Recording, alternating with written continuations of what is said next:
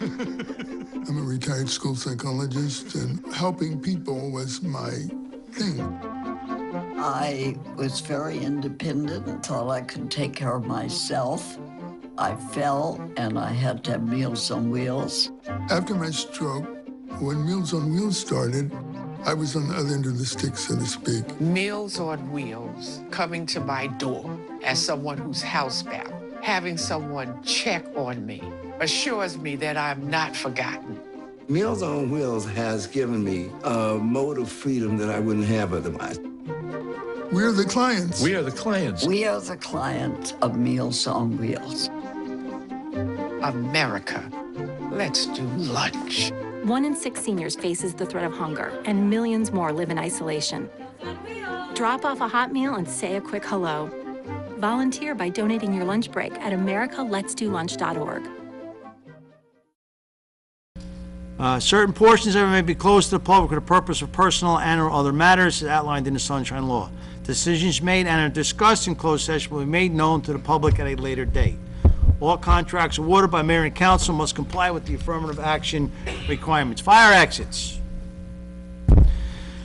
Or at the location I was pointing, in case of fire, you will be notified me via the public address system. If you are alerted for fire, please move in a calm, orderly manner to the nearest smoke-free exit or directed by me over the public address system. One more. Notice to members of the governing body and borough staff.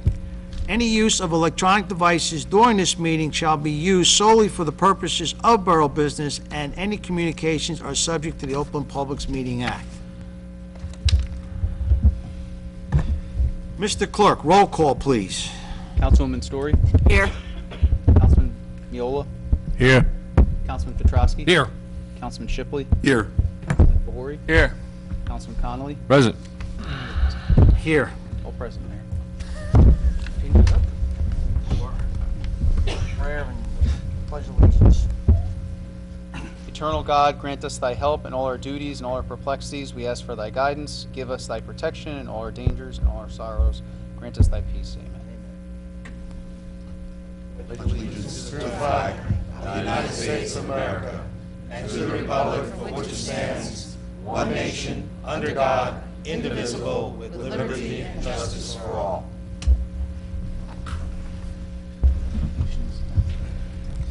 Mr. Clerk, first of all, I'd like to wish you a happy birthday. Oh, thank you. Happy birthday. It's his birthday today. Happy birthday. How young is he? Who works on her birthday, right? Okay, communications, Mr. Clerk. Yes, Mayor. There's two communications. One is a request from the residents of the 400 block of Hemlock Street to hold a block party on Saturday, July 29th, 2017, from 12 noon until 10 p.m. And the second is a request from the residents of the 400 block of Bender Avenue to hold a block party on Saturday, September 2nd, 2017, from 12 noon until 10 p.m. with a rain date of Sunday, September 3rd, 2017. Both have been reviewed and approved by the police. May I have a motion to approve the communications as listed? Mayor, I'd like to make a motion to approve the communications as listed. Second. All in favor? Aye. And I'd like to congratulate the residents of the 400 block of Hemlock Street, because I understand it's their 20th year celebrating. So congratulations on having a fun time. Okay, proclamations.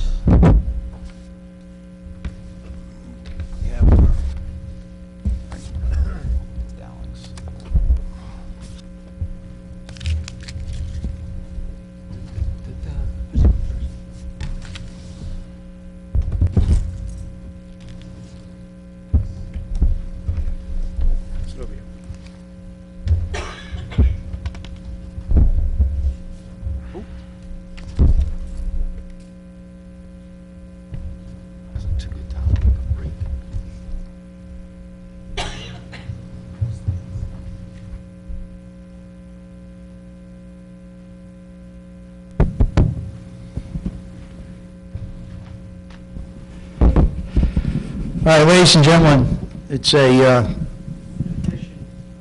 that we've been doing. We're going to do the business of the month. So in order to, I'm going to try to see if anybody can guess who the business of the month is. Can I guess? That young lady with her hand up? Jolly. Oh! Wonder how she knows.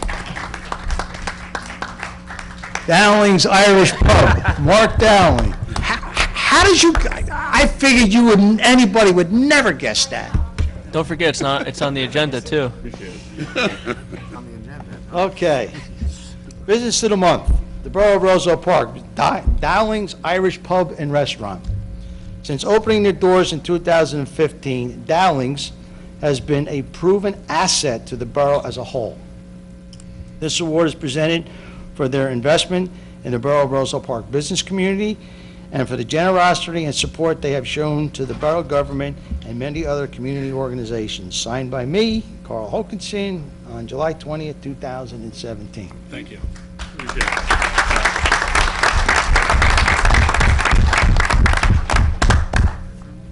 Oh, there you go. That's a big picture. Yeah. Good. Huh? I'll say something. Yeah, okay. So we've been here for almost 2 years now. It really flies. I'd like to thank everyone in Roselle Park. Me and Russ have worked very, very hard, and it's been really, really fun. Met a lot of great people, and a lot of personality, just a lot of fun. We really appreciate it. Russ is in the Outer Banks on vacation, so he appreciates everything, and thank you guys very much. Appreciate it.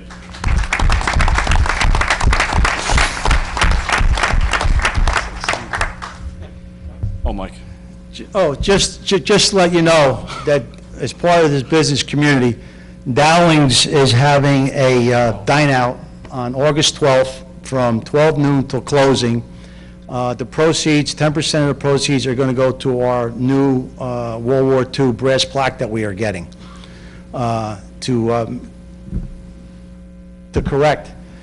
So we're halfway there, so Dowling's is going to August 12th? August 12th. August 12th from 12 noon till midnight, 10%, so come on down. I'll help you serve the food and I'll wash the dishes. That sounds about right. So, come on down. Come on down.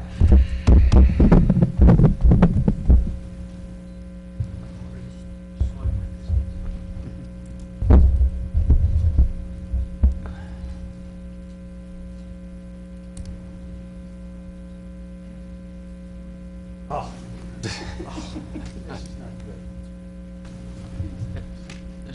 It's on camera. That doesn't look good.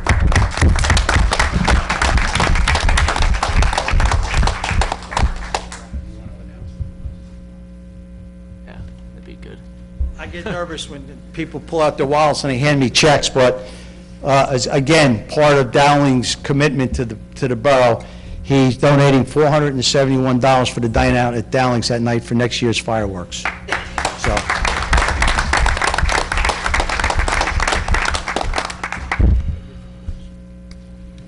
Okay, it's a great honor. It's a shame that Councilman, where'd he go? To the restroom. Councilman Shipley's friend of 100 years. Tonight we're going to honor Mrs. Giles.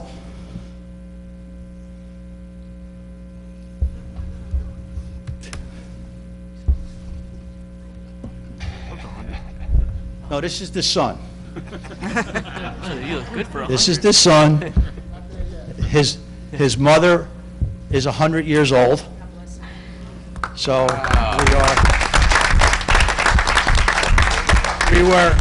we were trying to get them both tonight because myself and Councilman Shipley both were honoring people. So we had 200 years of, a little over 200 years of service up here. Whereas Eleanor Giles was born June 23rd, 2017, so happy belated birthday, in Jersey City. Whereas Eleanor Giles attended Dickerson High School. That's where she met her husband, George Giles. Eleanor and George married a few years after they were married. Eleanor and George had their first of 3 children right as World War II broke out. In the sense of the community, George joined the Marines. Hoorah! Whereas George returned from the war and their second child moved to Lincoln Avenue and the third child was born, and Eleanor and George Giles lived on Lincoln Avenue for 16 years, moving to the final generation on Bender Avenue. During the child Marine years, Eleanor, active borough resident involved in the Moms Club, worked at the Chubb and Son. Eleanor Giles, at 100 years old, is retired, but still a 75-year member of the Eastern Star and member of the Calvary Lutheran Church in Cranford. Eleanor is a proud grandparent of 7 grandchildren. Eleanor remains a loving soul and proud resident of the borough of Roselle Park.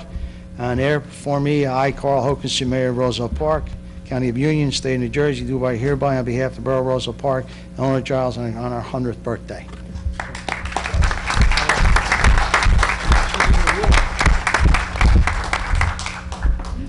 Councilman Petrowski, he's your councilman, so Yes. we'll get him to...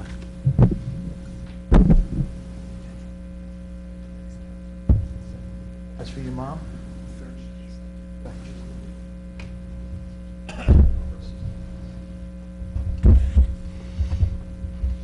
It's a hard copy, too.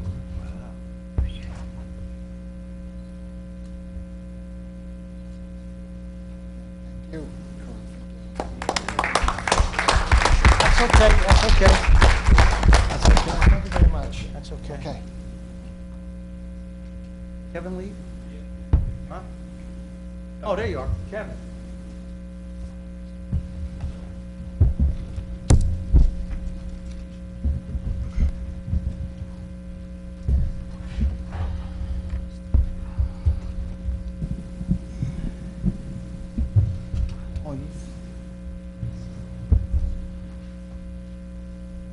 I've known Kevin for a good many years, and Kevin is one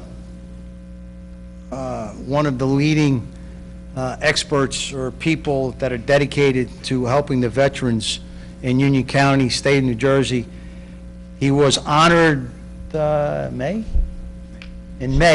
by the Union County organization that takes different people for what they do and for his tremendous work that he does for the veterans in this great town. And so I'm proud to sit back. This award is from to Kevin Murphy, Lifetime Service to the United States, and his community-determined commitment to support and improve the quality of life for veterans. The Mayor and Council of Roselle Park hereby express gratitude and wish to recognize the hard work of Kevin Murphy, a veteran of the United States military and dedicated advocate for the veterans who gives selfish to the United States Marine Corps of America, United States of America, and to our life. Congratulations, Kevin. Thank you.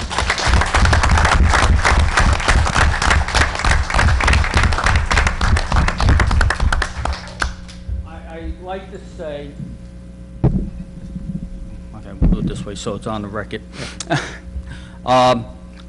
Mayor Carl has been a tremendous help to the organizations that I deal with every year since 2013. We do a collection at the First Aid Squad on a Saturday twice a year, and people drop off brand new items for our homeless vets. And then we make survival packs out of it, and then we disperse them. And last year alone, within the Union County area, and just a little further north of here, 2,500 backpacks were delivered to homeless vets. The number is approximately, in the state of New Jersey, 10,000 homeless vets. That's taking the whole state. Obviously, we can't cover everybody. We do all kinds of different fundraisers. We got a big fundraiser coming up on Tuesday, annual golf outing, and we haven't even teed off. And I was told yesterday we have raised almost $10,000. So I want to thank everybody and look out for the emails and the like. We will be doing a winter collection right after September 1st. And if anybody wants to make donations or whatever, please let me know, because it is going to a good cause. You can check us out on operationchillout.org on the internet and learn all about what we do. Thank you.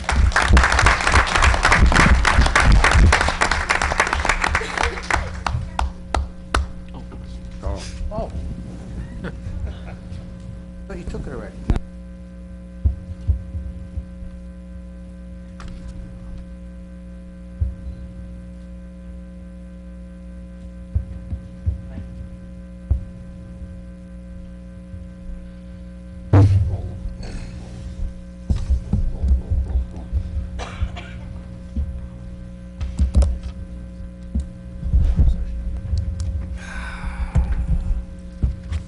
Okay. At this time, may I have a motion to approve the minutes pending any corrections?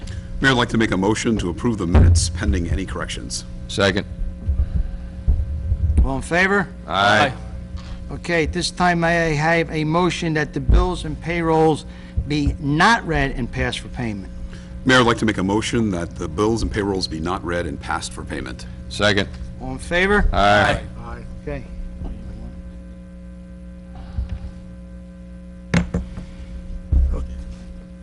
Okay, at this time, may I have a motion to go back into the closed session? Mayor, I'd like to make a motion to go back into closed session. Second. All in favor? Aye. Okay.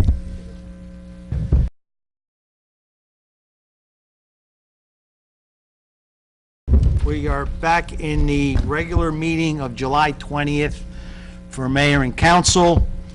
We left off at, may I have, oh, that's right, hold on. No. Go ahead, Rich. Mayor, there was one matter discussed in closed session, potential litigation involving the Roselle Park First Aid Squad. That matter has not been resolved. It may be resolved later this evening. Okay. All right, we did motion at this time. That's where I'm going. I'm trying to get all my notes here. It's going to be a long night. At this time, may I have a motion to open the public portion of this meeting for agenda items only, and it's 7 minutes. Mayor, I'd like to make a motion to open the public portion for agenda items only. Second. All in favor? Aye. Anyone wishing to come up and speak on agenda items only, please give us your name, rank, and serial number.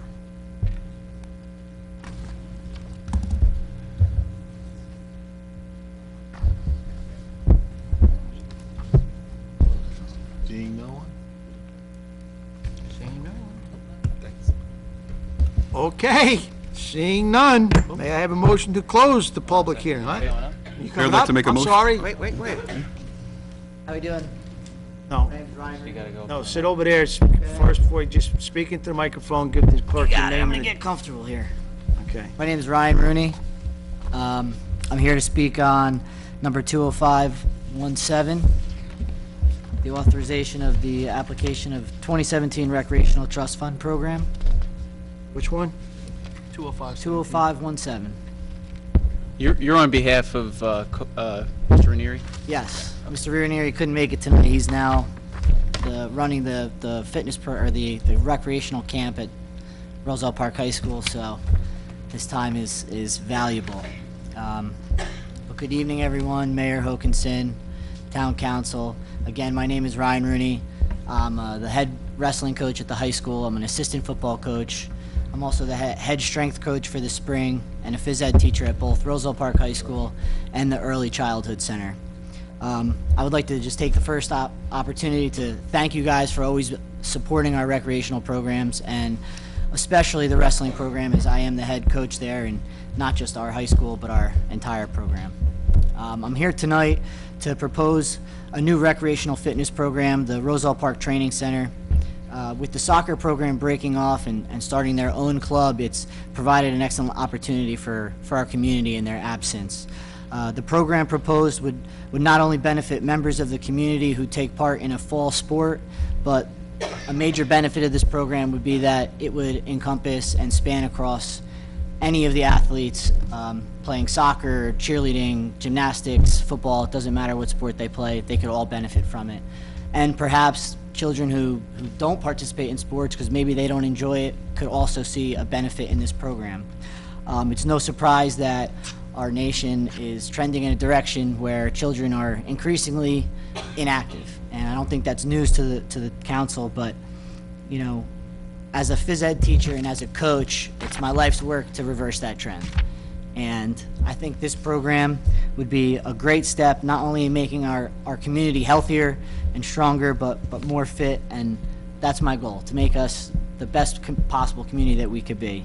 So there are several ways in which I believe, and we believe, that this program will benefit not only the children, but in turn benefit our community.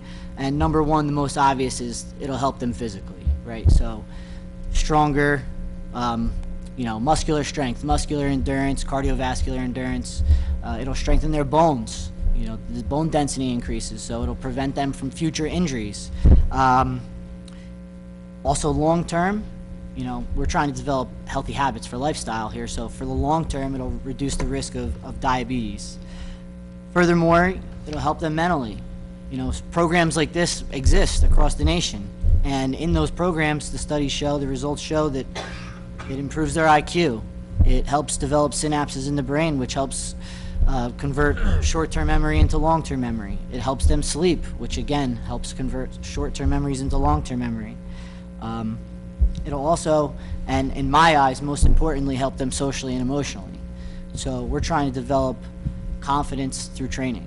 That's our program's motto. We want to develop confidence through training, so we'll create and develop self-esteem, positive self-image, and increase mood, release more endorphins in the body, so on and so forth. So our proposed rec program isn't just for the physical, it's for a foundation for the lifetime. So on top of that, I have a packet here for each one of you, for you guys to see our program, if you would. Thank you.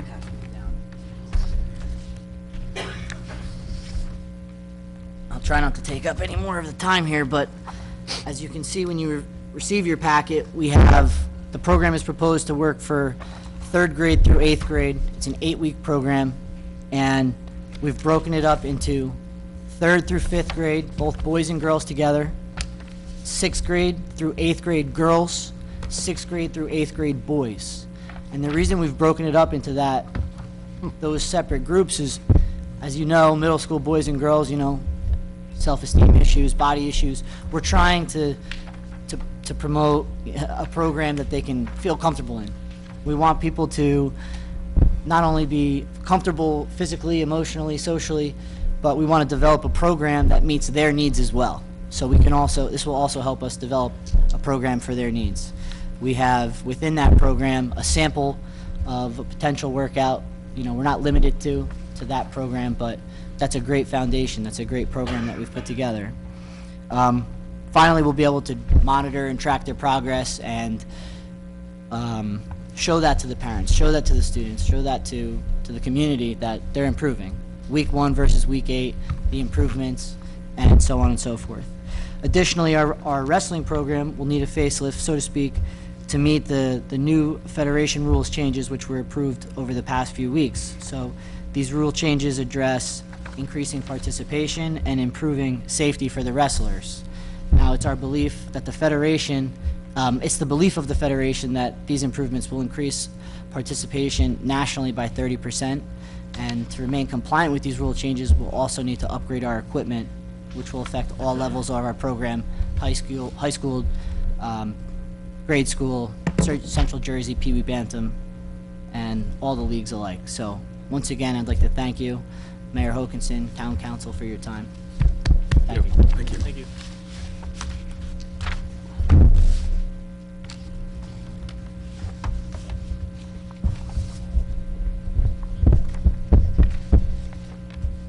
Anyone else? Wow, seeing no one, may I have a motion to close the public portion of the meeting? Mayor, I'd like to make a motion to close the public portion. Second. In favor? Aye.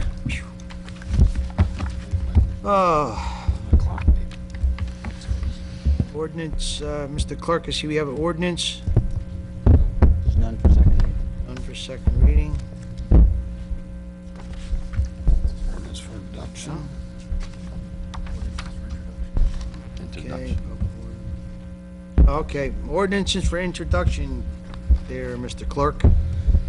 Yes, Mayor, there's an ordinance 2500, an ordinance for introduction, an ordinance amending and abolishing Chapter 6, Section 7 of the Code of the Borough of Roselle Park entitled Regulations for Licenses and Employees of Licensed Premises. This deals with alcoholic beverage employee licenses.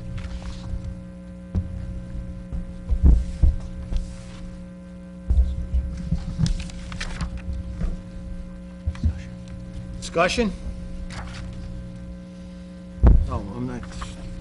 Councilman Shipley, can I get a motion to introduce? Yeah, Mayor, I'd like to make a motion that ordinance number 2500 be approved on first reading and advertised as prescribed by law for second reading and public hearing on September 7th. Second. Roll call, please. Councilwoman Story? Yes. Councilman Miola? Yes. Councilman Petrosky? Yes. Councilman Shipley? Yes. Councilman Fahuri? Yes. And Councilman Connolly? Yes. All in favor, Mayor. Okay.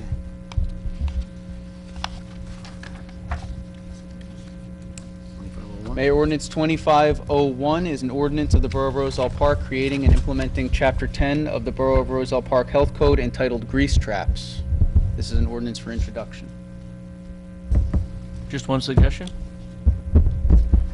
If we send the ordinance to businesses that need a grease trap or already have a pre-existing one, so they know if they're in compliance or not. I'm sure the health department might have a list of that, if that's possible. I could talk to the health officer. So they can call us with questions. No, this has totally been Yeah, no, I just modified wanted since the first one. Yeah. So I went to businesses and looked at them myself, so this is totally modified, and we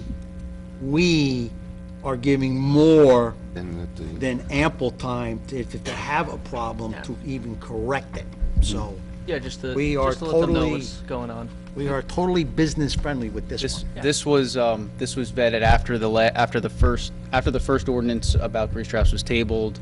This was discussed extensively with the plumbing subcode official as well as the borough's health officer, and they gave their recommendations took into consideration comments from the public, comments from the governing body, comments from the business community and their concerns, and that's how we got the document we have today.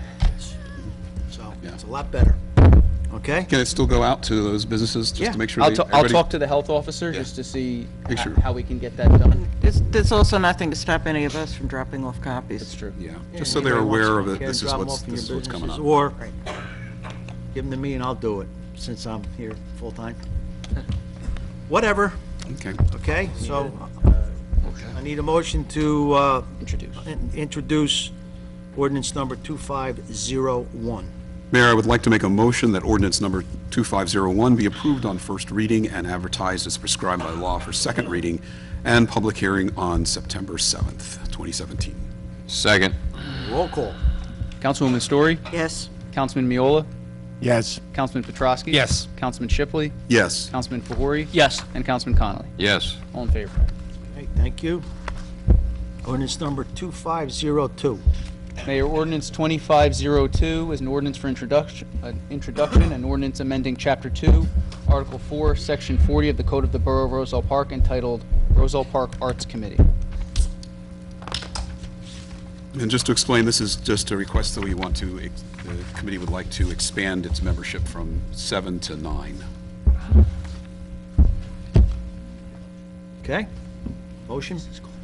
Mayor, I'd like to make a motion that ordinance number 2502 be approved on first reading and advertised as prescribed by law for second reading and public hearing on August 17th. Second. Roll call, please.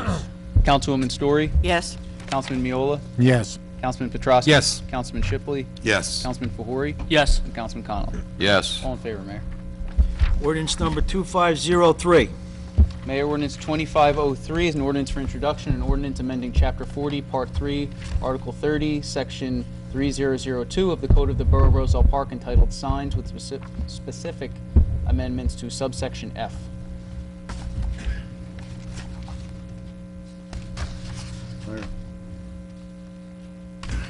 This is the, Yeah. I don't know if you want to, you don't have to.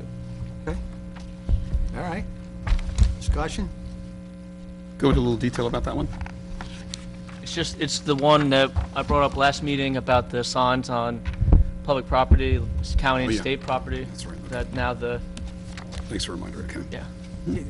Just to tweak it, the question that I have is, I've had incidences where if somebody, say, doesn't like me, wants to take my sign and go stick it out on the highway, so am I going to get the summons the next day? We've discussed that, Oh, yes, yes. and we've pretty much, as the committee that we've developed, that if it's a, you want to, Well, Councilman, the code enforcement officer have discretion to look into it. Okay. If he deems that there is That's the a word. violation by the whoever, then that's a possibility.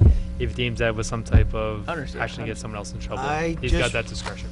You know how I Remember, stand there's with a- signs. I hate them. every other person has cameras now, so. You know, well, that's true too, but I don't want, needless to have somebody running through backyards and getting hurt over a stupid sign, so. Okay, very good. We, need a motion to, introduce? Mayor, I'd like to make a motion that ordinance number 2503 be approved on first reading and advertised as prescribed by law for second reading and public hearing on September 7th, 2017. Second. Roll call? Councilwoman Story, Yes. Councilman Miola, Yes. Councilman Petrosky. Yes. Councilman Shipley, Yes. Councilman Fahori, Yes. and Councilman Connolly. Yes. Mayor, all in favor, and this resolution will be referred to the Land Use Board because it is a land use chapter. Okay, And they will refer their recommendation back to the governing body. very good. Okay. Here comes the biggie.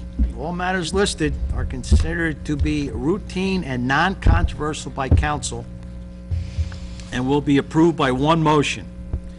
There will be no separate discussion of these items unless a member of the governing body so requests, in which case that item will be removed from the consent agenda and considered in its normal sequence on the agenda as part of the general orders. Bear with us, folks, because we have resolutions 18117 to 215-17. So, everybody wants to go get a cup of coffee, just bear with us. Counts, Mr. Clerk. Resolution 18117 is authorizing the treasurer to issue a check totaling $33,100 payable to the Borough of Roselle Park from the tax collector's premium account in connection with a tax lien foreclosure. Resolution 18217 is authorizing an agreement between the Borough of Roselle Park Housing Rehabilitation Program, case number RP-27, with Moulay Ahmed Hilal El Idrisi for the improvement of the property known as Block 806, Lot 20, which is 141 East Clay Avenue. Resolution 18317 is accepting a donation from Michael Connolly, 290 West Clay Avenue, Roselle Park, New Jersey 07204, in the form of one GE model refrigerator serial TT025405 to be kept, maintained, and utilized by the Castano Community Center. Resolution 18417 is authorizing and directing the Municipal Land Use Board to undertake a preliminary investigation to determine whether Block 506, Lots 2, 3, 4, and 5, otherwise known as Hunter Building Supply of the borough, meet the criteria for an area in need of redevelopment. 18517 is authorizing the mayor and clerk to execute an agreement with the County of Union to modify the cooperative agreement dated June 5, 2014 for certain community development activities. Resolution 18617 is authorizing an agreement between the Borough of Roselle Park Housing Rehabilitation Program, case number RP-28, and Julio Sosa for the improvement of the property known as Block 1014, Lot 9, 327 Sheridan Avenue. 18717 is authorizing the borough's entrance into the New Jersey Interoperable Communications System User Agreement between the County of Union and the New Jersey Office of Information Technology as an independent use agency. Resolution 18817 is authorizing a contract or awarding a contract with MZ Contractors in the amount of $19,300 for the project Roselle Park Home Improvement Program, case number RP-25, Block 417, Lot 8, which is 620 Larch Street. Resolution 18917 is authorizing the borough's participation in the Bergen County Cooperative Pricing System. Resolution 190-17 is approving the insertion of a drunk driving enforcement fund grant as a special item of revenue in the 2017 municipal budget in the amount of $11,360.03. Resolution 191-17 is accepting the 2016 audit report. Resolution 192-17 is accepting the corrective action report for the 2016 municipal audit. Resolution 19317 is authorizing the Borough Clerk to auction bicycles. Resolution 19417 is authorizing, or is urging, the state legislature to extend the 2% cap on police and fire arbitration contract awards. Resolution 19517 is urging the governor and state legislature to pass common sense affordable housing rules. Resolution 19617 is authorizing the treasurer to issue multiple checks totaling $9,349.54, payable to 2 lien holders on 5 properties, and multiple checks totaling $5,600 from the tax collector's premium account. Resolution 19717 is authorizing the tax collector to reduce sewer utility bills on 3 properties totaling $2,454.18. Resolution 19817 is authorizing the treasurer, per the State Tax Court of New Jersey, to issue a reduction and/or refund in the amount of $19,259.50 for the years 2014 and 2015 on Block 610, Lot 2. Resolution 19917 is awarding a contract to Cefelli & Son Contractors, Inc. in the amount not to exceed $50,000 for the project 2017 miscellaneous concrete repairs. Resolution 200-17 is appointing Eric R. Meyer to the position of part-time community center desk person. Resolution 201-17 is awarding a contract to Cefelli & Son General Contracting, Inc. for the project improvements to West Colfax Avenue Phase 3 in the amount of $235,482. Resolution 202-17 is appointing Miguel A. Martinez as a per diem dispatcher. Resolution 203-17 is appointing Hussam A. Assad as a per diem dispatcher. Resolution 204-17 is awarding a contract to Motorola Solutions, Inc. for borough-wide public safety radio telecommunications pursuant to New Jersey State Contract Number 83909 in the amount not to exceed $700,000. Resolution 205-17 is authorizing the application of the 2017 Kids Recreation Trust Fund grant. Resolution 206-17 is requesting permission from the Union County Board of Chosen Freeholders to close Chestnut Street from Grant Avenue to Charles Street on Saturday, September 23, 2017, from 7 a.m. to 9:30 p.m. to hold the 2017 Arts Festival. Resolution 207-17 is a request from the Roselle Park Loves Arts for permission to hold a banner on Chestnut Street from September 1st, 2017 to September 23rd, 2017 for the 2017 Arts Festival. Resolution 208-17 is appointing Madeline Calandro to the position of Registrar of Vital Statistics. Resolution 209-17 is appointing Madeline Calandro to a clerical position within the Office of the Borough Clerk. Resolution 210-17 is supporting and co-sponsoring Arts in the Park. 211-17 is a notice of intent to award a contract under a national cooperative purchasing agreement for street sweeping apparatus. Resolution 212-17 is authorizing the auction of property vehicles no longer needed for public use via an online auction website. Resolution 213-17 is setting the terms of retirement for Nancy Caliendo. This is her time due calculation. Resolution 214-17 is accepting the resignation of Eric Finkel as fire lieutenant. And Resolution 215-17 is confirming the mayor's nomination of Dante Verdun as fire lieutenant to be assigned to the Roselle Park Fire Department's Lorraine Fire Company. All right, we've already heard about 205. I'd like to, is there anybody that wants to pull any? Anyone? I just want to make one comment on 199-17 to just let the public know that this is for the sidewalk program for 2017. And then I just had a few questions on 184-17. I would like to pull 208-17 and 209-17. Okay, hold on, let me just...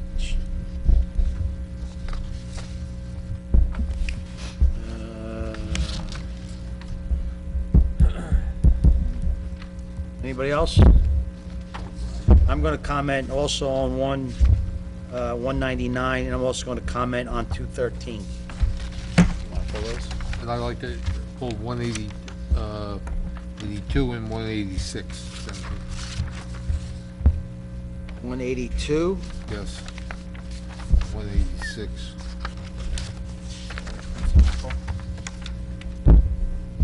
Huh? 182, 186. I'm going to, 199 and 213. Yeah, I got it. Okay, Go in order?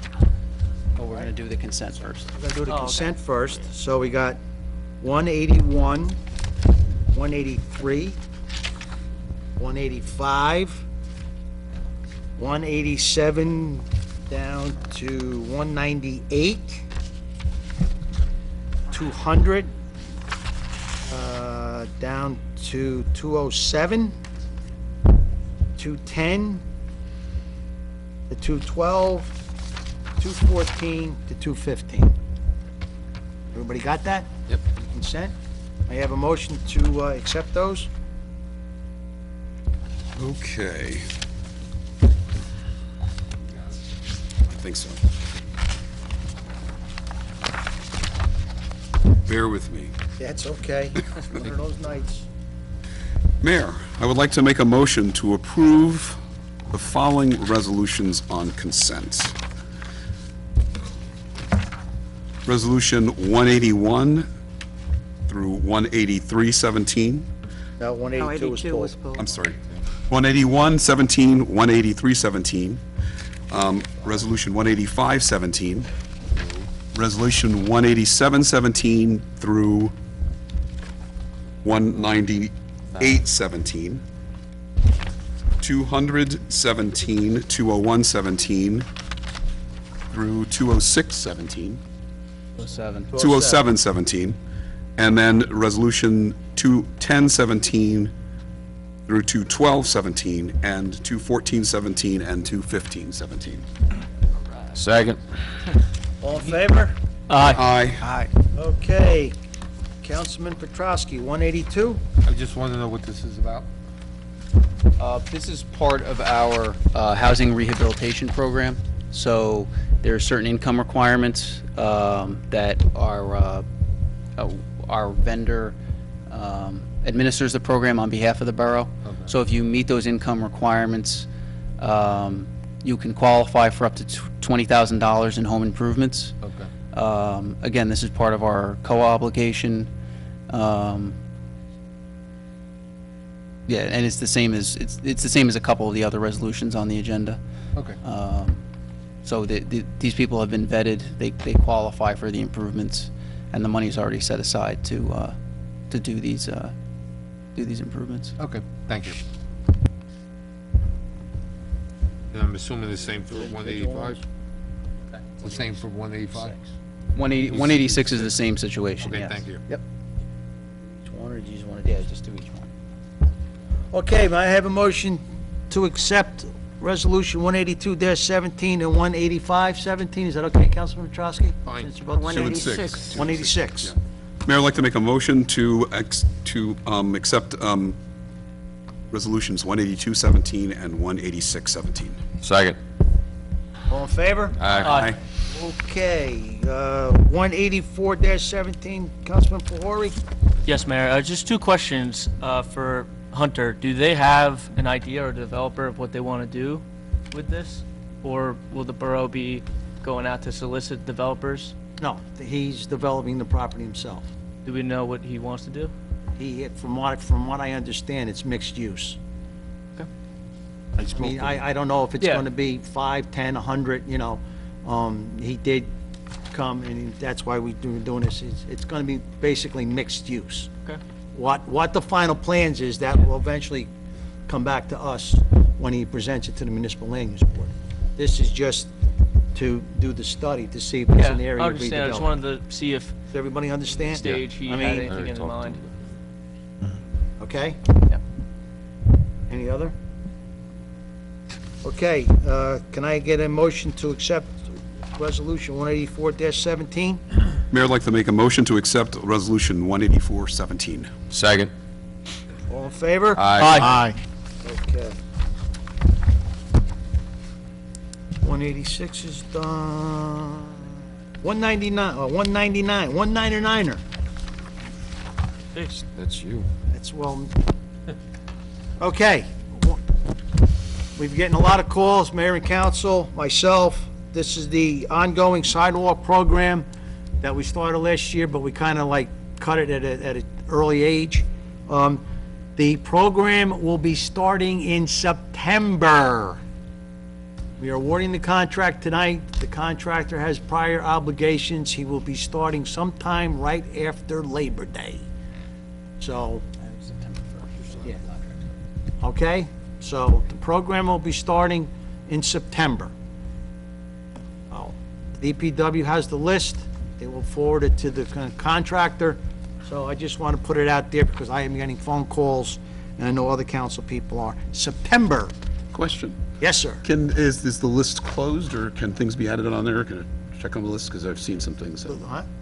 Well, no, the list, Okay. DPW, send All it right. to, Mark. Okay, very good. The list is long, so you better get it in there. Yeah, I know. well, actually, the list is long, but what happened was, considering from 2 years ago, we got an excellent price this year. So we can probably get a little bit more done. Yeah, this was So, we got definitely, a very good price. Mayor, if I could just add, this is what a situation when we did the preliminary analysis with the finance department.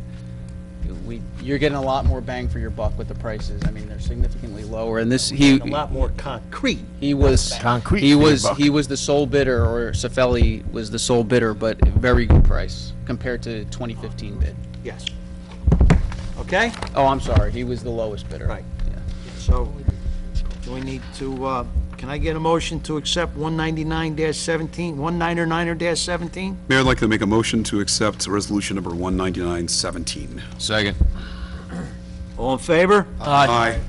Councilwoman Story, 2008, 2009? Yes, I just wanted to get more information about this person. Mr. Clerk? Sure. So Ms. Calandra was vetted by both myself and the deputy borough clerk. She came, her resume came with a pool of roughly 30 others. We went through the vetting process between us. Ms. Calandra comes highly recommended by existing borough professionals who have worked with her in other capacities in other municipalities. She currently works for the Township of Cranford within their health department. She's also doubled in their planning and zoning aspects. She's familiar with our systems. She's familiar with a lot of the things that the Registrar of Vital Statistics would do. She has her certified municipal registrar license. Again, she comes very highly recommended, very confident in what she's doing. In fact, she was by and far the best candidate in terms of the interviews that were conducted, in terms of her knowledge, in terms of the different groups, the different levels of government that she worked with, the different regional health authorities, and things of that nature. She was absolutely, she is absolutely, based on her qualifications, the best fit for the job that is open in my office. Okay.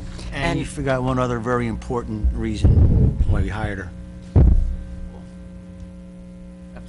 She speaks Spanish. Yes, she is Great. bilingual, and that is a very urgent need in Borough Hall. Okay. And now, is there a probationary period for this position? Yes, that's pursuant to the collective bargaining agreement, the clerical collective bargaining agreement. I believe it is 6 months, and she is aware of that. Okay. All right. Thank you very much. Do you want to stop in? Do you want him to email you a resume or anything? Yeah, actually, I'd like to see the resume. That would be great. Do that Thank to you. anybody else want it, or send it Send to to everybody? There's everybody. Send it to everybody, please. And because she's going to have big shoes to fill. Oh, yes. Yeah. And plus the fact now Dina can slow down on hers, because Dina used to run from the tax office, the clerk's office to translate, so now we can get, And they can actually, both stay at their own window now. and actually, oddly enough, but I mean, they're both registrars, both within the county. Nancy and her did know each other, which was interesting. Okay. Anything else? Can those be done together? Yeah. Can we do them both together? 2000? Sure. Can we do them both Sure. together? Okay. May I get a motion, please, Councilman? Mayor, I'd like to make a motion to accept resolutions number 20817 and 20917. Second. All in favor? Aye. 213, Nancy Caliendo. I've worked with Nancy for a good many years, going back to my days, we actually went to school together. Nancy is going to be really missed. Huh? Well, she is missed, but, you know, she's been gone. But I just want to put it out there that, whatever it's in there, she earned, because I tell you, she was a good person for this borough, so. If we don't approve this, she'll stay, maybe. She'll come back. She's already gone. She's already gone. She might have a breaking the change of contract. heart. Too late. So, all right, You approved it. so can I get a motion for 213-17? No, she stays. Okay. No, Mayor, I'd like to make a motion to accept resolution number 213-17. Second. All in favor? Aye. All right. Grudgingly. I told her she would stay.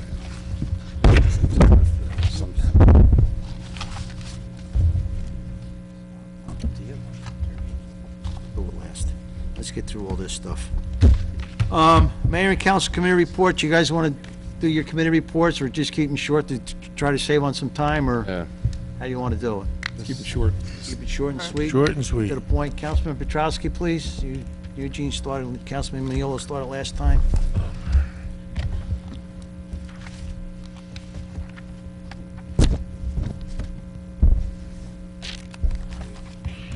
Okay, thank you. I'm going to send my condolences out to the Malcolm family.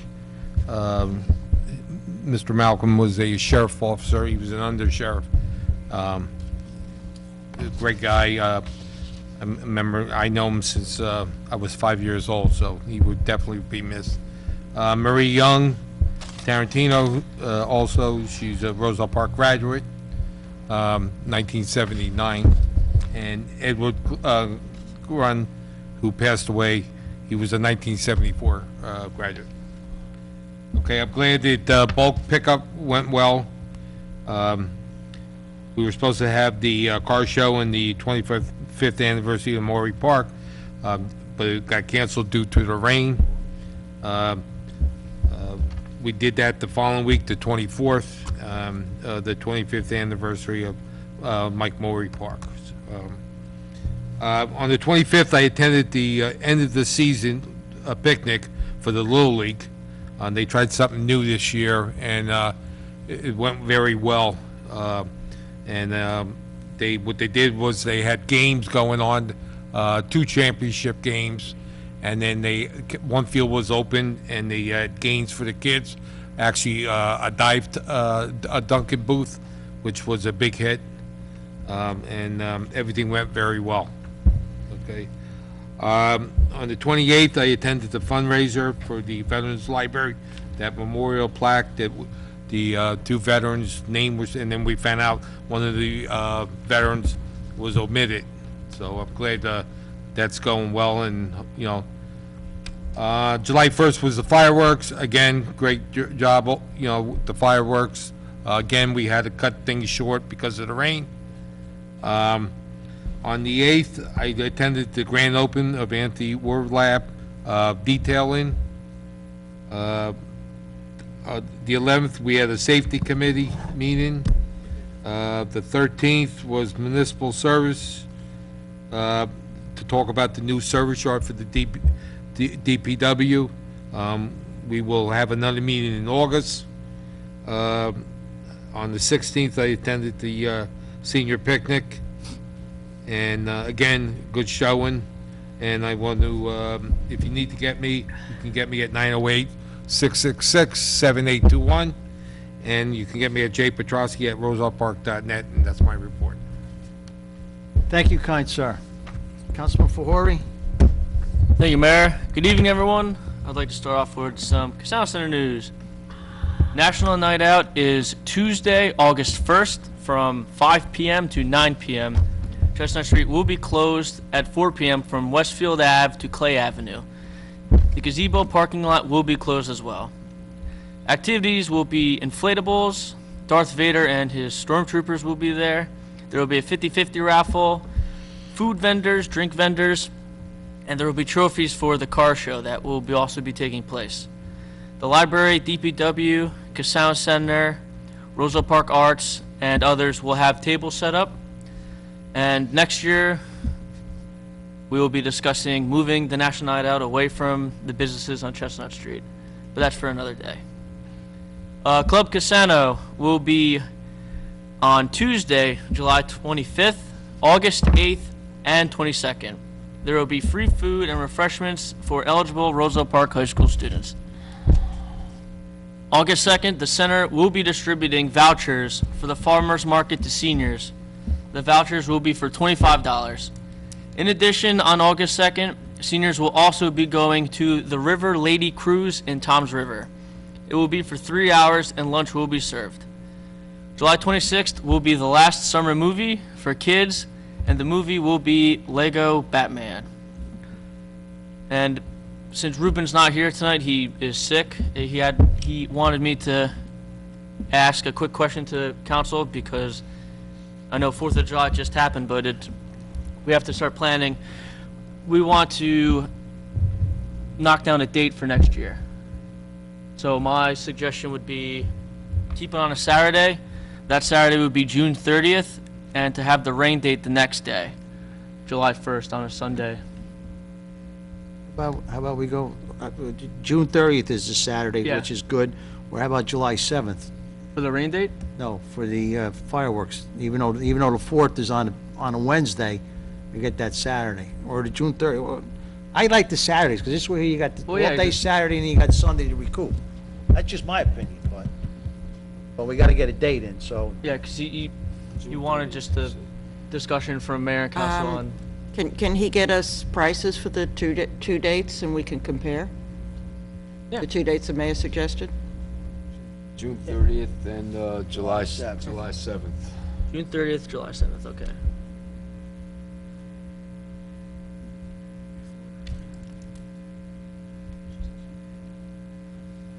Okay, and is there any other talk on that, or? No, just. That's it. And, sorry, 2 more things. The Casino Center is still looking for a part-time bus driver. And everyone, please stay hydrated and enjoy the rest of your summer. Come our next meeting, the new school year will be right around the corner. Thank you, and Semper Fi. That concludes my report, Mayor. Thank you, kind sir. 4th Ward, Mr. Conley, please. Thank you, Mayor. I'm gonna echo a lot of things Councilman Petrowski said. June 21st, I went to the high school graduations. I want to congratulate all the seniors for this year. I also attended the Gazebo Park's 25th anniversary, the second one. Due to the rain, we couldn't go to the big party we were supposed to have. July 1st, fireworks. I was really sweating a little with the rain. I'm glad everything worked out. We made the call, and we did a good job, I think. July 8th, I attended the grand opening of Anthony Woolhall Auto Detailing. He does a really good job, and I'm gonna bring my car there this weekend. He says he'll take care of it, and we'll see. I'll give you a report on how it comes out. Other than that, that's pretty much it. I'm gonna keep it short. If you want to contact me, email me at mconley@roseopark.net, or you can call me at 908-403-0391. Thank you, Mayor. No, okay. I'm sorry. 5th Ward, Councilman Shipley? Thank you, Mayor. I have a really short one. Just want to report on the progress of the banners from Kane. Roselle Park Arts has been working diligently with Kane, and we're just waiting now for word from the president's office, and hope to be able to put a resolution on for the next meeting to accept the donation of banners. We're looking, I think it's like 296 decorative and regular poles that we have. So, we'll have more details, and hopefully things will be resolved by then to accept the donation. And the only other thing is I just wanted to let you know I'll be on vacation through August 11th. So I've limited access to internet, but in my absence, if somebody needs something, you can call the mayor. Thanks. Where are you going? Not telling. Thank you. Thank you. Thank you. Councilman Larger. Mayor, I have no report tonight. Huh? I have no report tonight. Okay, to keep with, Eugene, I'm sorry, 1st Ward. He says he has no report. Thank you, Mr. Mayor. Short and sweet. I attended late. I got there late, but your spaghetti dinner at Costa's for the plaque name change. I hope you have a few more because it's a worthy cause. Fireworks. The mayor got me real scared. I was watching the clouds, but he said it passed. It passed. We raised through the donations of people coming, $615 towards next year's. I didn't expect it was going to be that much because of the rain, but people turned out, and it was better than I planned. Now, with the additional funds this evening, we did pass the $800 from last year that I thought we would never make, but I had different ideas about that. I did this past weekend, got the car washed over at the high school, the band parents. The kids do a good job. Drive by the high school, just about every Saturday they're doing something. Each, from what I was told, they each get two shots to wash cars, each band parents, and then a different group, and a different group after that. And so it's a good chance you can get your car washed for the rest of the summer if you try hard enough. You can catch them every Saturday. They do a good job, and it keeps the community active. We're in a heat wave, folks. I don't have to tell you that. It's 95, 97. Tomorrow, I hope for some relief. Knock on your neighbor's door, ask how they're doing. And you never know. I mean, they might not want to ask, they might not want to say, but they might need the help. Okay? This is a small community, and we all should know each other. And short and sweet, my phone number is 908-666-7824. That's 908-666-7824. If anybody wishes to contact me, that's my council phone number, or email@roseopark.net. That concludes my report, Mr. Mayor. Thank you. I'll see you next month. Thank you. You've already mentioned a couple of things. I like to, myself, Councilman Shipley, and then we went to the high school graduation. Congratulations, class of 2017. Sunday on the 25th of June, I stopped down and had lunch with the Indo-American, American down at the Cassano Center. I'd like to thank everybody that came to my meet and greet. Fireworks we discussed. Councilman Petrowski, the people on the 2nd Ward, East Lincoln Avenue, being paved by the county this year. We originally were scheduled for daytime construction. The daytime construction will be for the curbing and the handicap sidewalks. They may have to move the milling to night. It's a possibility because the way they're going, we and Hillside are the only two towns on days. For a logistical nightmare to have that guy be milling at night, then try to come to days, he has to bring in a different crew. So there may be a chance that they may be doing the milling and the paving at night on East Lincoln Avenue as per the county pre-construction meeting. Maybe at night, you said? It'll be at night. Okay. I guess 7 at night till, whatever. It's still a possibility that the contractor's going to try to work with us, but due to the logistics, if he's working in the town over there, working nights, and he gets done with the milling, he can bring the machine right over. That's still scheduled for the fall, right? Well, they're going to be starting, matter of fact, I think they started this week up in Berkeley Heights and Summit area. So it could be September, October, but yeah. Okay. So definitely East Lincoln Avenue from Galloping Hill Road to Chestnut. They may be coming, at night.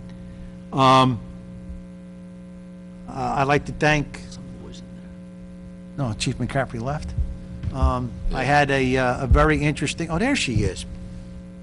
I had a very interesting, Saturday, I went and did a CPR course with the Patrolman Hannon at the Methodist Church. It's amazing how these programs are upgraded, but who hasn't had a chance to do it, I thank Patrolman Hannon for certifying me for CPR.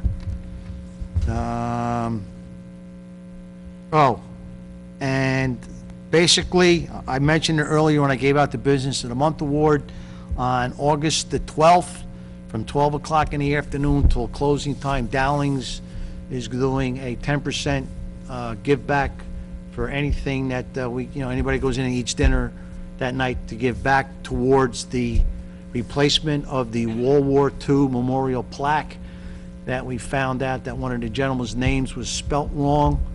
our historian who's hiding in the back. She has informed me that there could be a second person that was never, a person that was killed in World War II that was never added on to the World War II plaque. And there could be one other misspelling. So our historian is doing extensive research on that plaque. So we're halfway there. We got the cheapest estimate we got was $4,400.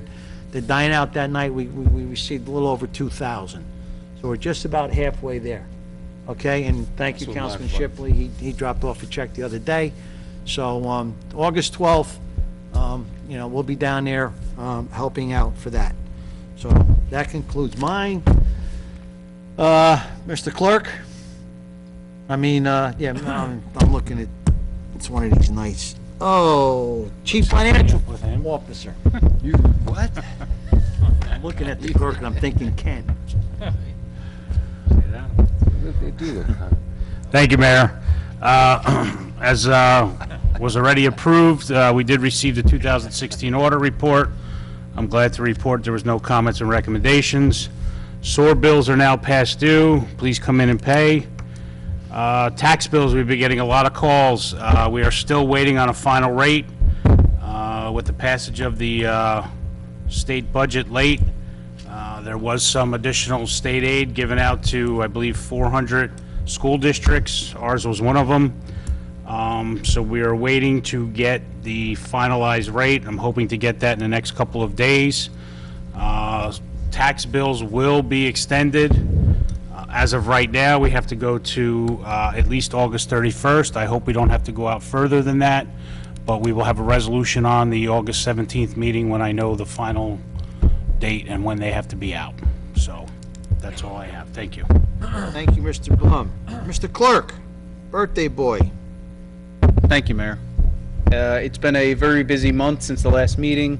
You can see by the size of the agenda. I appreciate all of the departments working with each other. I know there were a couple of things, and unfortunately, the unavoidable came in a little bit after the deadline. They were matters of financial concern and public safety and stuff of that nature. But for the most part, the departments really did work together to get all this extensive agenda together. I thank them, and I thank the governing body for its patience. And that's all I have to report, Mayor. Thank you. Mr. Attorney. Thank you, Mayor. Mayor, I do have one matter for closed session. I promise it's a quick one. It's possible litigation involving the Podgeny family. Okay. Mr. Engineer. Thank you, Mr. Mayor. Short and sweet. We received the permit from the land use activity from DEP regarding the Charles Street project, which is the municipal parking lot for the open channel. Now we can combine that project with the open channel behind the movie theater to make it one project, so we can go out to bid in short order, so we can get an award. That's also Webster Avenue? Excuse me? It's going to be two. It's going to be two combined. We still need to get the permit for the third one. Okay. So that should be coming down the pike in the next 4 to 6 weeks, subject to acceptance of bids. Other projects include the library windows, the library entrance ramp, East Colfax Avenue, Butler Avenue, Spruce Street, Cassano Roof, to name a few. So we're busy. Within the next 4 to 6 weeks, we'll be offering recommendations of award, subject to bids received for governing body approval. That's my report, Mr. Mayor. Thank you. One question. Do you know when for the West Colfax Avenue Phase 3? Do you know start date? I do not have a start date. Obviously, we took action this evening, so we'll get contracts sent out and a resolution sent out to Cefeli. We'll set up a pre-construction meeting. I can't see that happening for 2 to 3 weeks, probably, as a minimum. Though the mayor is scaring me. He knows something I may not know, since they're going to be doing the sidewalk program and they're not starting till September. So that kind of worries me a little bit that they may not start till September. So, but I won't know until the pre-construction meeting. Shoot me an email whenever you get a start date. No problem. Thank you. Will do. Okay. Moving along. That's where I'm going. That's where I'm going. Ladies and gentlemen, at this time we're going to have a report from our construction official, Mr. Frank Genova.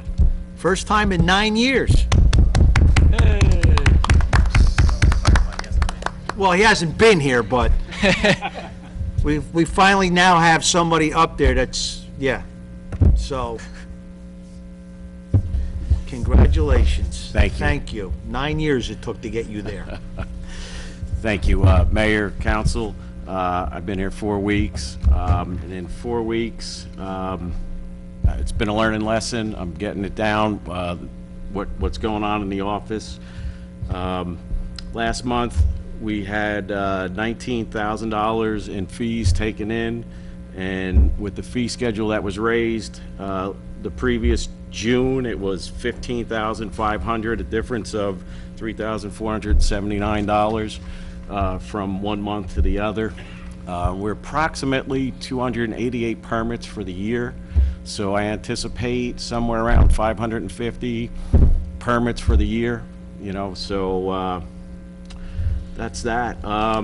We have about 3,500 open permits that I can see that haven't been finalized since 2002 from our computer system. Soon as I get a handle on all this, I'm going to start trying to go back and finalize a lot of these permits. I don't know when the tax assessor starts actually assessing these properties, but that's something that has to get done so we can collect some tax fees also. The program we have right now is a little outdated. It's still a DOS-based system, so I'm trying to get a little bit of information from the person who's in charge, Kim, at Roadrunner, so we can get on that and maybe get some tax money back to the borough. Great. All right? Took me 9 years to get you there. 9 years of headaches, but thank you. You see what I mean? 2002, 3,500 permits. Somebody's not doing their job. So. You want to know how old I was? 2002. I was 10. Okay. Now you've grown. What are you? What, 11? You youngster. So, any questions for our construction official? Thank you, Frank. All right. Keep Thank up the you. good work. All right. Sir. I see Lieutenant Pitts, you standing in for the chief?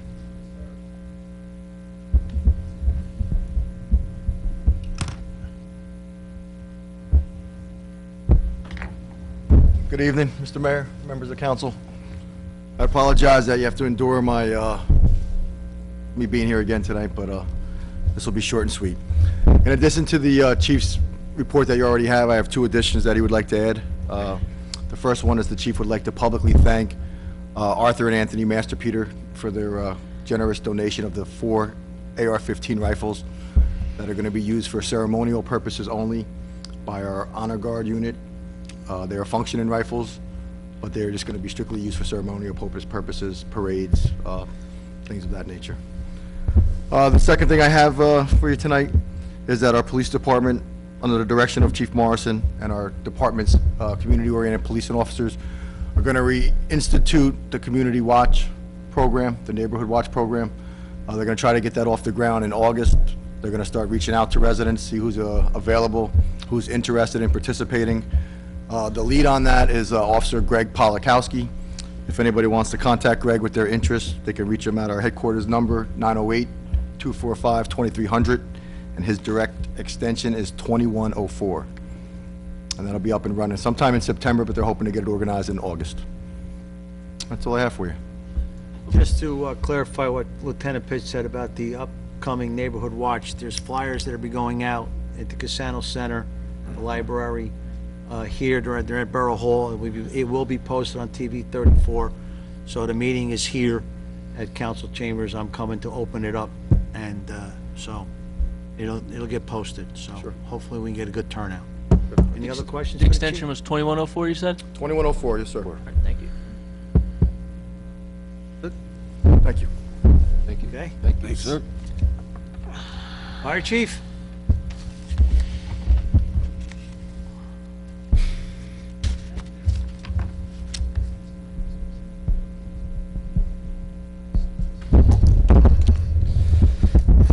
You should have went to AC that night, Mr. Mayor, about the fireworks. I was at Downton Thomas, we were gonna get them in, so. They were good, the fireworks were good, went on no hitch, no problems. Fire department's pretty quiet the last couple of weeks. Tuesday night, we did a drill we haven't done in many years. We drilled over at, Colfax Manor. Most of you know there's some buildings that were built down, I want to say down in the valley between Sumner Ave. There's a creek back there. And knock wood, I hope we never have a fire back there, because there's some buildings that are pretty tough to get an apparatus back there, get in there, get a ladder. So Deputy Chief Smith came up with the idea, and I went to, what's her name, Betty, and asked her permission to do some training. The folks came out and looked at it, and it was a nice training exercise with the heat. So we did some engine operations. We laddered the buildings old-fashioned way, bringing the ladders through the courtyard. I used to think if we'd rather have a fire there, way back when we used to have our mini pumper. I would say we used to have the white picket fences, just drive the mini pumper down there, knock the fences down, we can get some water. But it was a good drill, a good showing, and I'm glad it was done. We probably won't do it for another couple of years, just to familiarize with the guys. And August 1st is National Night Out, and we're gonna have a good surprise that night for the residents to see. Other than that, any questions for me? Does Rupa know about this surprise? You don't know. Uh-oh. Is it a new bus? Huh? Is it another bus? No. We're gonna cut up his old bus now. I'll give you half of the way. So. Any questions for the fire chief? As always, thank you. Stay cool. Thank you, Chief. Thank you. Glenn, want to do a report? Ben Costello, First Aid Squad?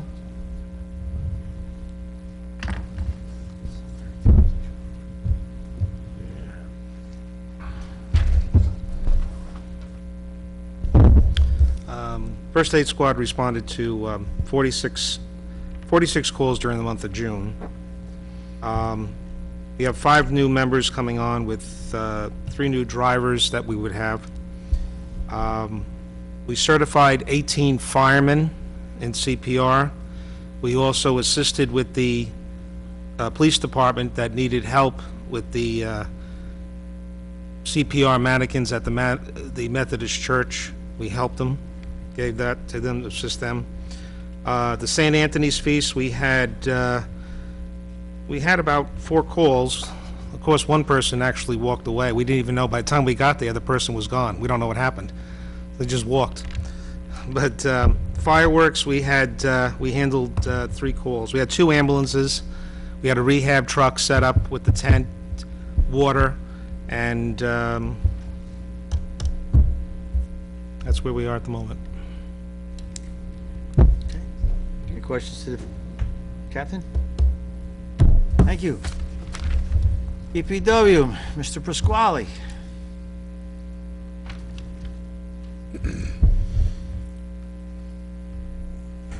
Good evening, Mayor and Council. The Department of Public Works, we set up for the July 4th fireworks and broke it down. The aluminum stage that Rupin bought last year is working out wonderfully. It's very light and easy to work with.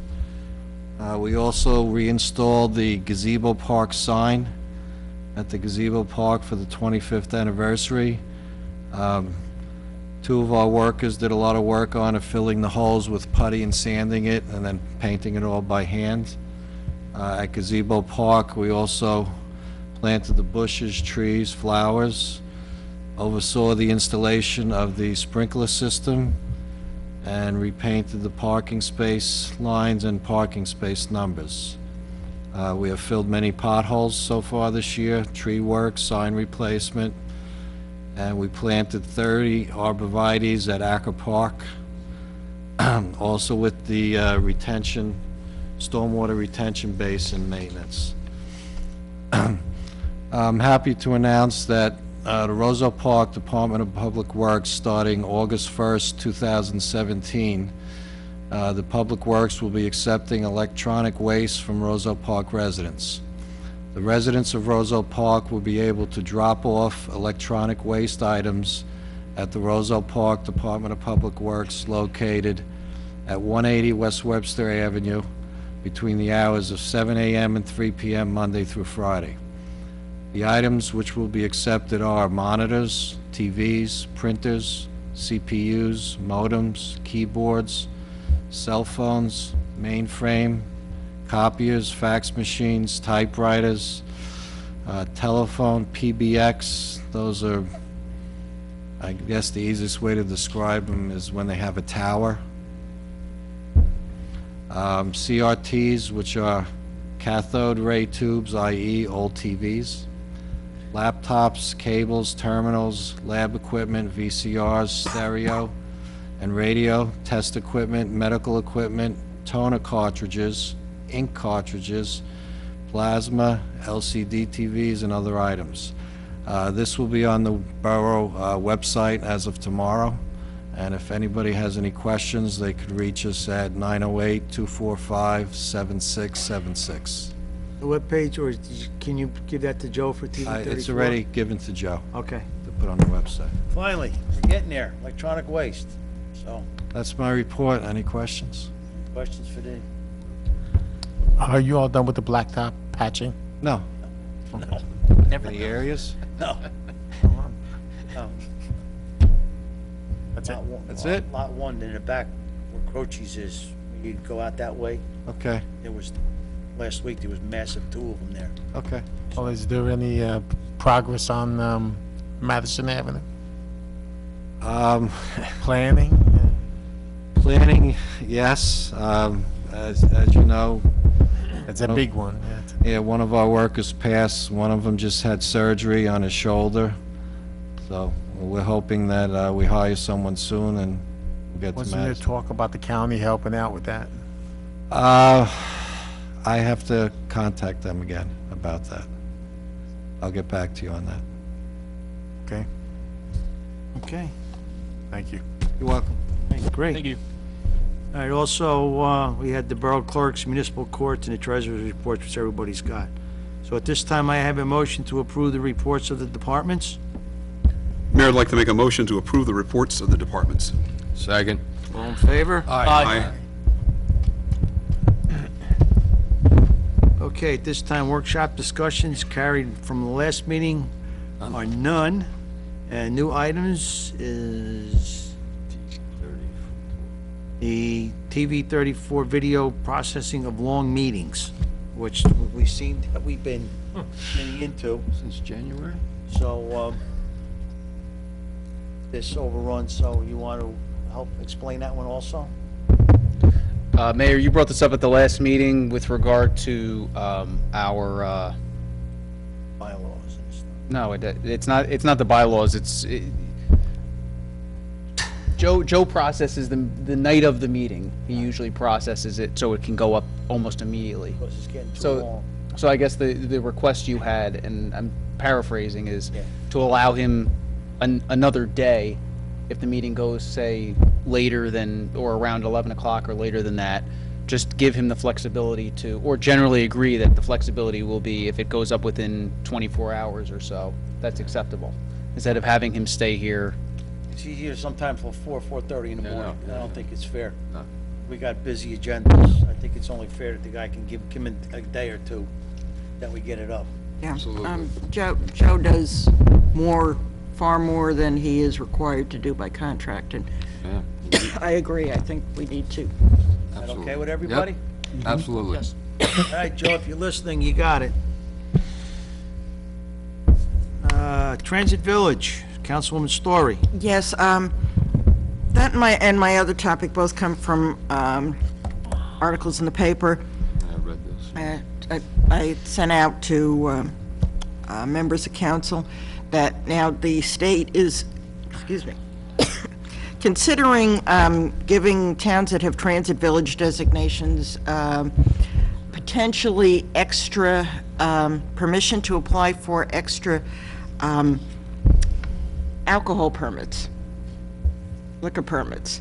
Now, obviously the setup with liquor permits has been a problem going back a long time because it's it's based on how populations were many, many years ago. 47, not Yeah. to, that was So- brought up at the League of Municipalities. We're dealing from. Before liquor even laws, I was born. 1947. So yes, that's, and I'm not so much concerned over the idea that we should have this, but more that we could end up at a disadvantage as other towns have this. I mean, I think we have to face the fact that a lot of things are changing, and among the things changing because of technology is the nature of rateables, retail stores, of that nature, at a time when, I mean, we can just look at our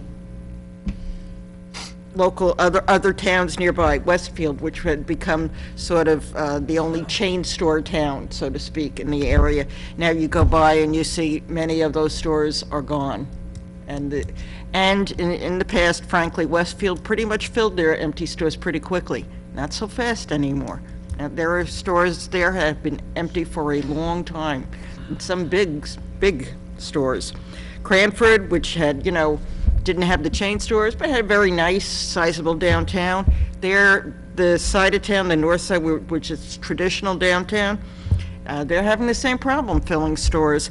And although their south side has become more active, think about the stores that are there. You have a pasta store, you have restaurants.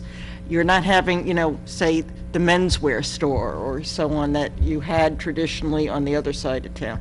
So, and just today, we once worried about malls and then about big box stores taking business away from downtowns. Well, just today, Amazon announced that it's going to be selling appliances. And very quickly, Lowe's and Home Depot saw their stock go right down. So there's your big box stores that you're supposed to, I mean, they're being hit by these things. Yeah, they're going to be selling Kenmore appliances. So, we have to be aware of these things if we want to stay, a place where people can go out and do things. And that's why I'm just looking at, I'd like to encourage the Ryan family, see what we can do with that area. I mean, I know they've been a great family for this town, but we really need to encourage them to, to do a little bit more movement, because we need to have that transit village designation if it's still possible. Well, you are right on track, and that's not a pun. You're right on track with that transit village, because when I meet with the developers today, there used to be the term mixed use. Well, now they're afraid of it because of Amazon. Okay? When you sit back and see that, Sears and stuff, they're closing 100 and something stores. Okay? I was shocked going down North Avenue in Garwood. The Burger King is now out.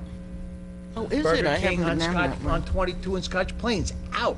Burger Kings are closing, A Panera closed in Westfield. When do you hear Panera's closing? okay? Never. So right now, the term mixed use, unless you have something really specific, and I've tried the the Trader Joe's and that, and we don't have the demographics, but to bring in the restaurant, the liquor thing, and again, this is from 1947. Yeah, we got to have the licenses. Because I've talked to the legislators, and it's like, you got to be kidding me.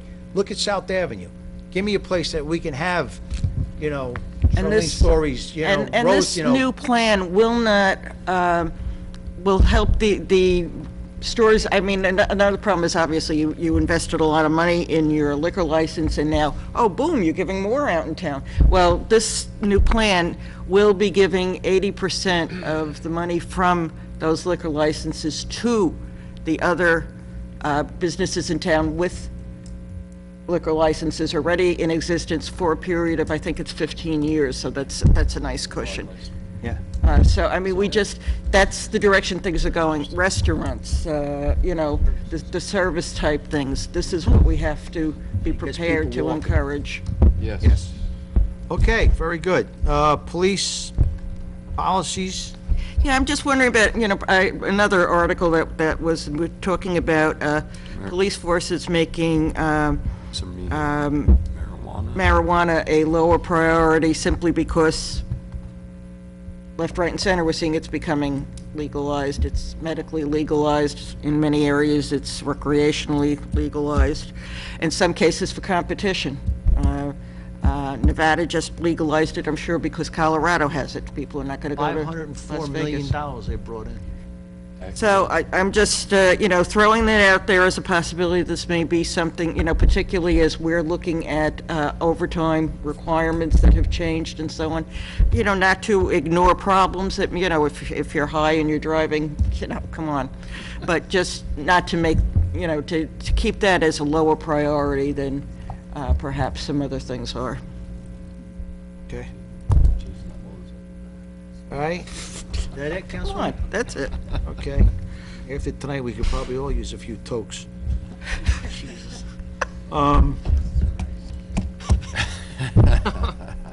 was in the 70s. All right, ATM machine. I was approached by the court system. A lot of times when the court is on during the day, on Thursdays, they want to pay bail. We don't take credit cards, so they're asking for an ATM machine. I contacted a gentleman. He did come and look. He will give us an ATM machine for a 3-month trial period, free of charge. The only thing that we have to pay for is an outlet to hook it up.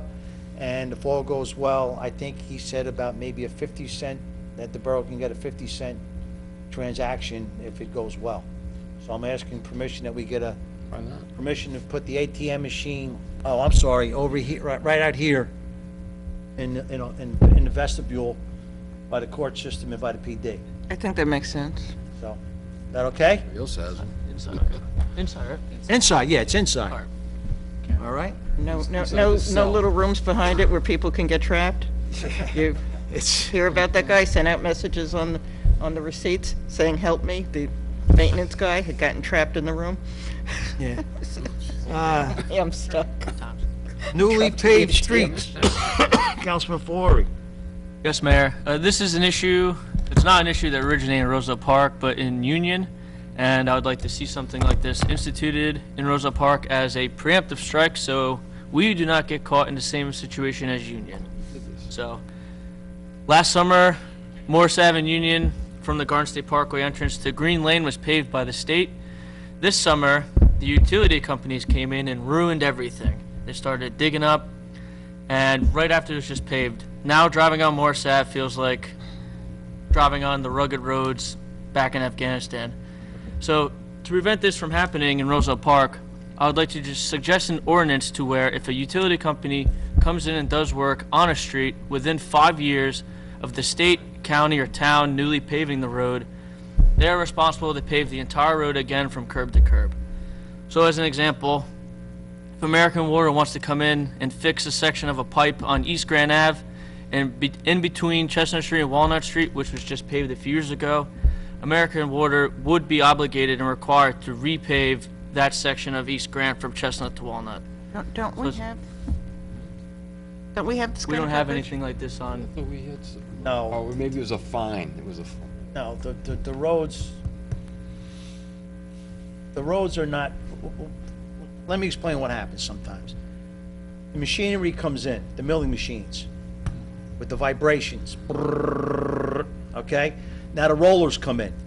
So it's kind of like loosens up, then all of a sudden we get that one cold day, and bang, the pipes come out. All the water mains break, and so forth and so on.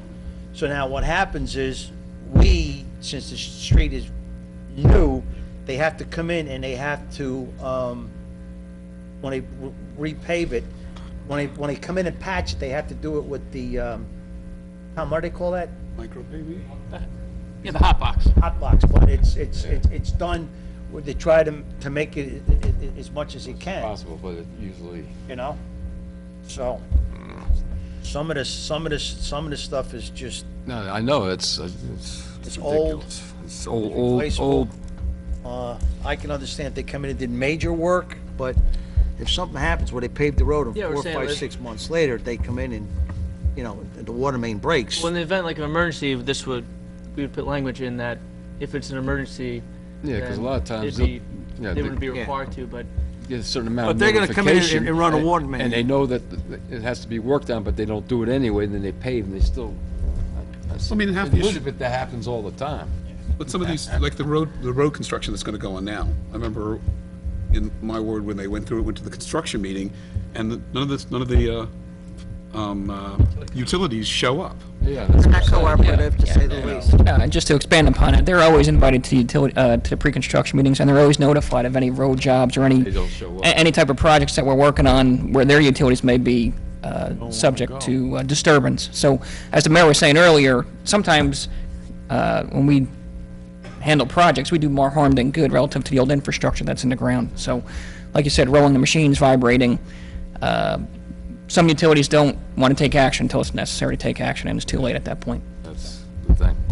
All right, well, something we gotta work on. Okay?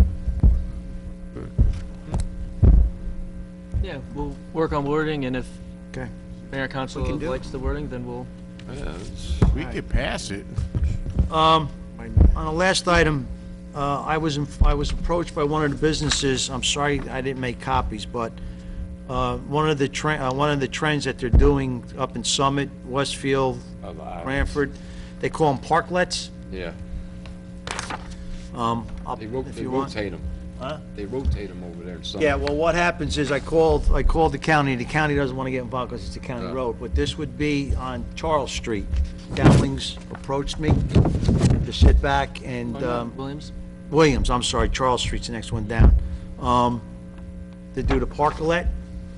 We have two massive feeders, I'm sorry. I can't. You know what I'll do? I'll have This is the one in the Westfield. borough That was clerk just scan great. it It's wonderful. and forward it to you. Yeah. It's all a piece of construction. The recommendation would be to put it on William Street. We have two massive flower pots up there, and it would go from like Memorial Day to like Labor Day, or depending on how it goes. I did speak to them. It says if it were that we would allow them, you know, I would not want to see the glass out there. Like Sun Tavern, they use plastic cups when they go out, you know, into the thing. That photograph you have, that's from the one in Westfield. I was Yes. just there, and it's beautiful, and it really attracts a lot of people. Walkway they have. And it's not permanent. It comes out during the winter. Right, it comes out like, in other words, we do it from like, you know, from Memorial Day to like Labor Day, and if the weather is still good, we go to like the end of September. That's an And then excellent we yank it idea. out, and then, so, They can, you know, expand Always it. start Outside doing that off of dining Main and Street. everything. That's going to attract a lot more people. so everybody all right with that? Yes. Because the only other thing, to be honest with you, to be fair with the other businesses, I can't do it on Westfield Avenue, because it's state highway. The county is like, you know, and the only place, there's no other restaurants on Charles or on Warren Avenue. So it'll be taking up maybe one, maybe two parking spaces, Yeah. but it'd be temporary. So is that okay? Yeah, we got the parking. All right. So, we'll just come up with some, Memorial Day to Labor Day, give or take the weather. And then, We'll work on it. I don't think it'll be, Get a couple. we'll try to get it out. For September. Have it ready to roll by next year, for next year. Get ready to roll for next year? Yeah, like next May. Next year? I think that, yes. Yeah. Is that all right? Yeah, For next that's summer, fine. absolutely, yeah. Yeah. All right. Good. Okay, public portion. Maybe, I did talk to the Tech of Coca, and they said they would have to make an amendment to their liquor license online. So, yeah, so we'll tell them, we'll work on it and be ready for next year. Trust the process. All right, Just great. just make the, Anything we can do to help the rules- businesses. The rules on the parklets. All right. Philadelphia, Anything for, any workshops for the next meeting? Anybody, or just need to get them, just let the borough clerk know. All right, at this time, may I have a motion to open the public portion of this meeting on any subject matter? Time limit, 5 minutes. Mayor, I'd like to make a motion to open the public portion for any subject. Second. All in favor? Aye. At this time, ladies and gentlemen, public portion is open for anybody who wants to speak on any item, up to 5 minutes.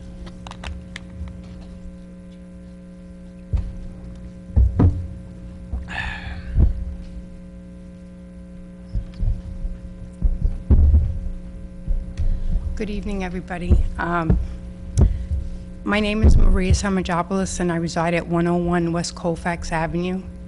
And I'm here tonight because I just have a few questions. I was wondering if Roselle Park has an animal control officer, and if so, who that person is. The only thing with animal control is myself. Well, and we're contracted out with Woodbridge. Well, that was my next question. Are we affiliated? Do we have an animal shelter, or we have an affiliation with an animal shelter? And That would that's be Woodbridge, under the contract. Okay, so what are there any procedures in place when someone, and who is someone supposed to contact when they find a feral cat, stray animal, missing animal? Who are they supposed to contact? Well, I've gotten a lot of phone calls myself, as you know, and if whatever I can do, I can try to do, because that's part of the contract, and if not, then we contract Woodbridge. What is Woodbridge's, what are they, services are they supposed to provide?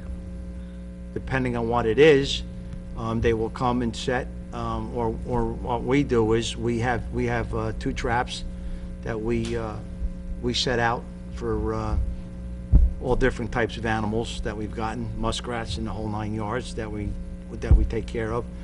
And if Woodbridge comes, they come and pick up sometimes live animals, sometimes dead animals. I had an incident where the other day, I had a person call me. They had 2 baby rabbits in the bushes. Woodbridge said within 4 to 5 days they'll be gone anyway, because they'll be, they leave the area. The reason why I'm coming forward is because several years ago, we did enact a TNR ordinance. And for those that don't know what a TNR or what that means, it means trap, neuter, return. And trap, neuter, return is to address our feral cat population. And it was wonderful that this was ordained, but there is not a system in place to carry this through, or when there are phone calls or concerns or complaints, there doesn't seem to be a system in place. And I can tell you, I get numerous phone calls, and I want to assist everyone, but I can't. So there is a great need. This is nothing to do whether you like cats or you don't like cats. There is a huge need, and it is not being fulfilled. People call with complaints, but you won't get the concerned phone calls because people are afraid. They don't know what to do, and we don't really have a system in place. And I know that we have a contract with Woodbridge, but their mission statement itself says that they are here to educate the public and to provide humane initiatives, and that isn't even done. So that should be part of their service. They should be providing the public with education and humane initiatives. We need them. People complain they don't want these cats on their property, and they don't understand that TNR doesn't bring the cats. This is a problem that is done because people abandon their animals. They're not educated on them. People create this problem, and then they don't do anything to address it. They just ignore it, or they think it's gonna go away. And everyone just wants it to go away, but no one's trying to do anything to alleviate it. And this starts with educating, and it starts with our shelters. So there are grants, there are programs, and there is a need, and it really should be addressed. And that is all that I want to bring to everyone's attention. Thank you, Maria.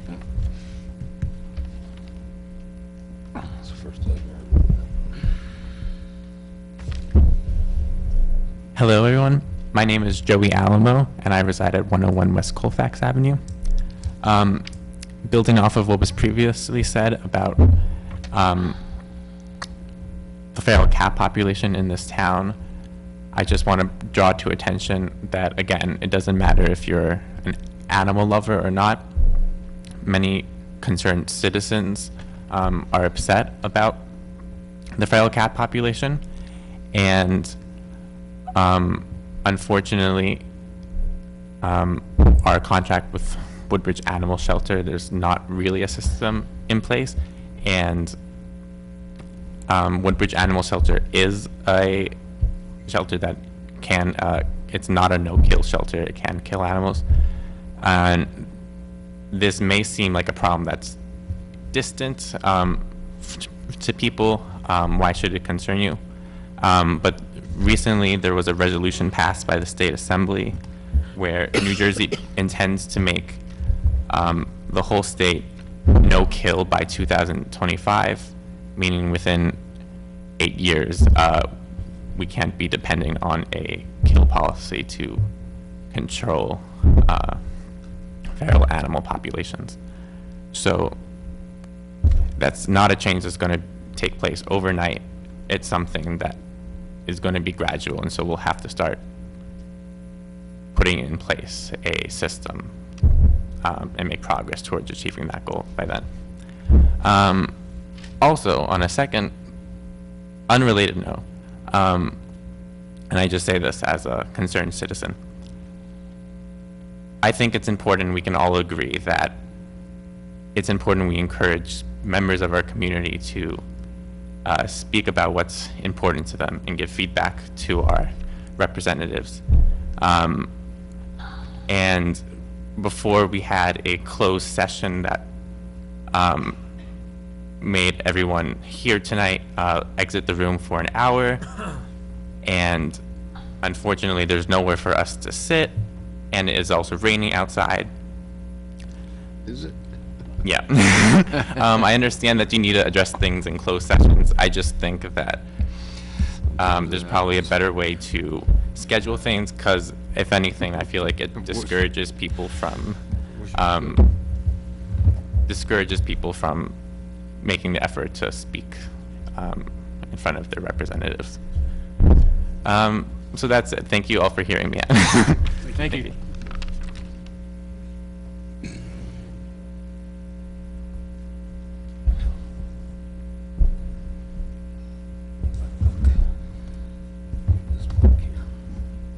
When I think of the Roosevelt Park First Aid Squad, a phrase comes to mind: service before self. Commonly among first responders, it's said.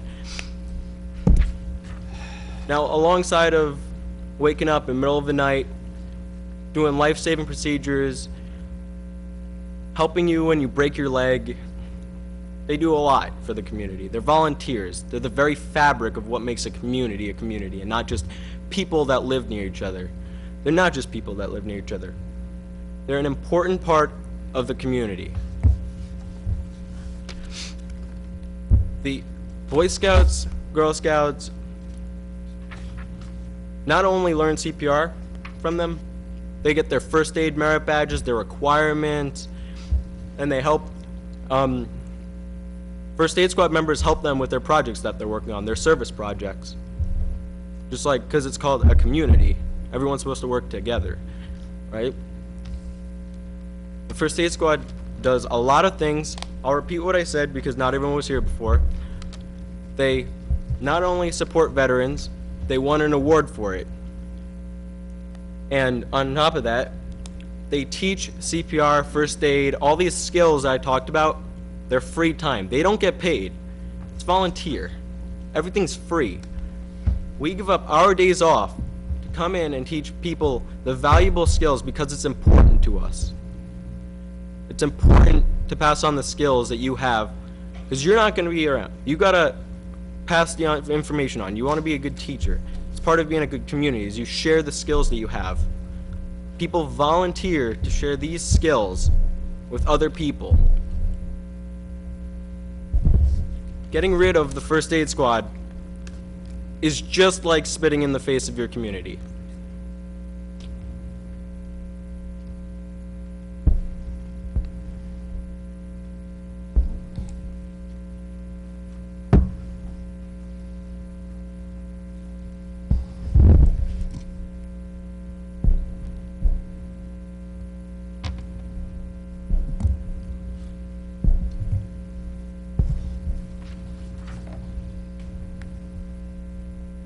Good evening, Mr. Mayor, Council. Good evening to my family of EMS folks. I am a former squad member, but I feel like I'm part of the great family. I am proud to be part of this family of heroes, volunteers, and that includes the fire department as well, who volunteer their time. And as my son Josh Regan at 231 Sherman Avenue stated, I'm Jeff Regan at 231 Sherman Avenue, that I just want to pass along a couple stories.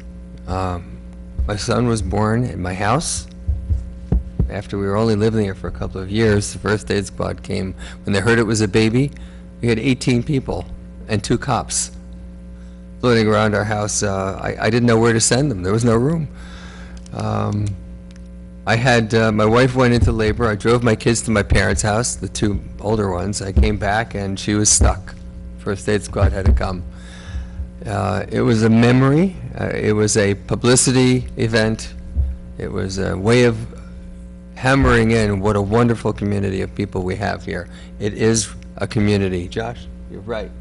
Everyone here is a community and the fabric is real.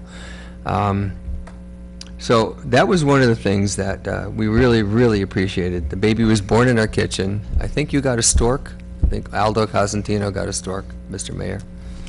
And we became very proud to be part of this town very quickly. A few years later, we had a little fire starting in our basement. And something made me turn on the faucet, hose, garden hose, and I went down the basement. And I started spraying it on the burning plastic things and things that were creating a lot of smoke. In the meantime, the first aid squad and the fire department showed up. I think I had managed to put out most of the fire, but there was some damage, and the volunteers on the first aid squad urged me gently and kindly, please come in, please go to the hospital, please get checked out. I was in pretty good shape in my 20s. I was a runner and I thought I was okay, but they were patient and kind, and I think that that's the kind of attitude you will find in a community-based service such as our first aid squad. And finally, I had another visit as a member of the first aid squad when my back went out.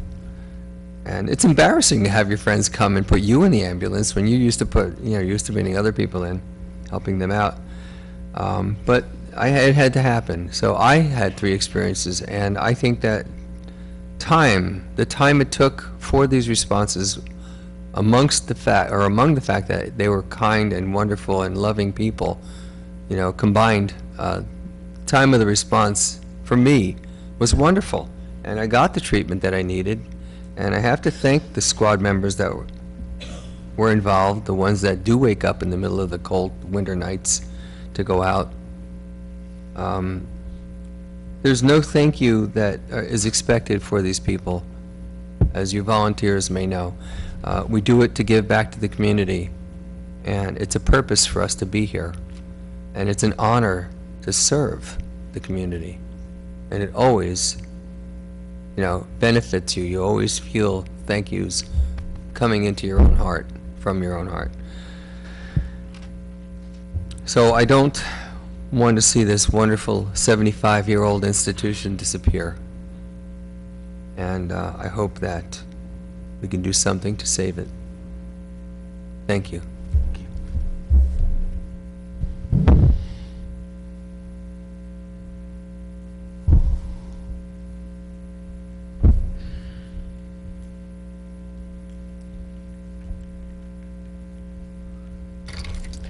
Good evening, Mayor, City Council. Just a little information about myself. Name and address, please, for the I'm record. Rich Loneke from Staten Island, New York. I volunteer at the First Aid Squad. I've been doing it for 13 years. I have no vested interest in this town, except for the fact that I made a lot of friends. I've been on many calls, and to do away with the squad is an injustice. I come from Staten Island twice a week to volunteer. I can no longer ride. I had my knee replaced, and I can no longer ride. I come in, do the paperwork. These men and women that volunteer do it because they want to, not because they have to, not because they get paid. I come here because I love the people in this town and I love my members. Thank you.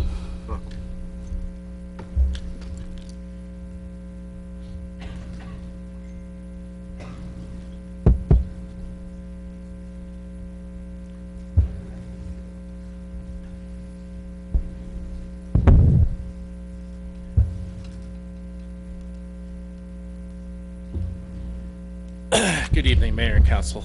Stephen Smith, 29 William Street. I've been on the Roosevelt Park First Aid Squad probably about 20 years now, give or take. As I say, it's a good group of people to work with. Just got to share one story with you. It involves another company that actually came out, my grandmother. It wasn't county, but it was Atlantic Ambulance. At that time, my grandmother was sick and she needed to be transported. Actually, she was coming back from the hospital. So they had Atlantic Ambulance take her. They didn't come with the right equipment. They were not able to get her in the house because they didn't have the right equipment. I had to call the Roosevelt Park First Aid Squad, which actually has the right equipment and has the right people to do the job. I just wanted to share that story. Thank you.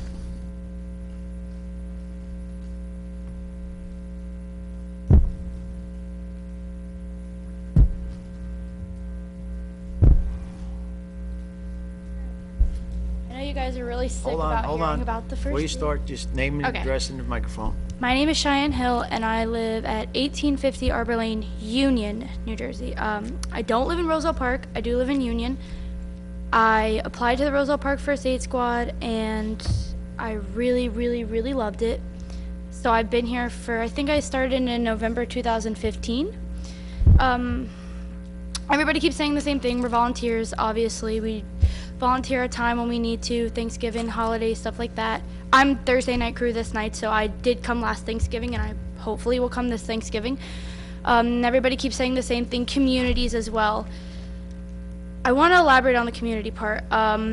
You can get a county ambulance to come in and cover the town all the time, but what you get with us is we go to events like National Nights Out, and we meet the little kids, and when we go to their houses, they recognize us, and they know who we are. And when we get certain addresses, we're like, oh, that's that old lady, she fell, okay, we know exactly how to handle it because we remember, and we really care for our town. People, I mean, not saying that county wouldn't, but you're not always gonna get that. Every time we go out on a call, we personally really love helping this person because this is our town, this is our community, like they keep saying. We know them, we meet them. I've only been on the squad for like a year, and I've been to like 5 calls where they feel more comfortable because they've seen me before.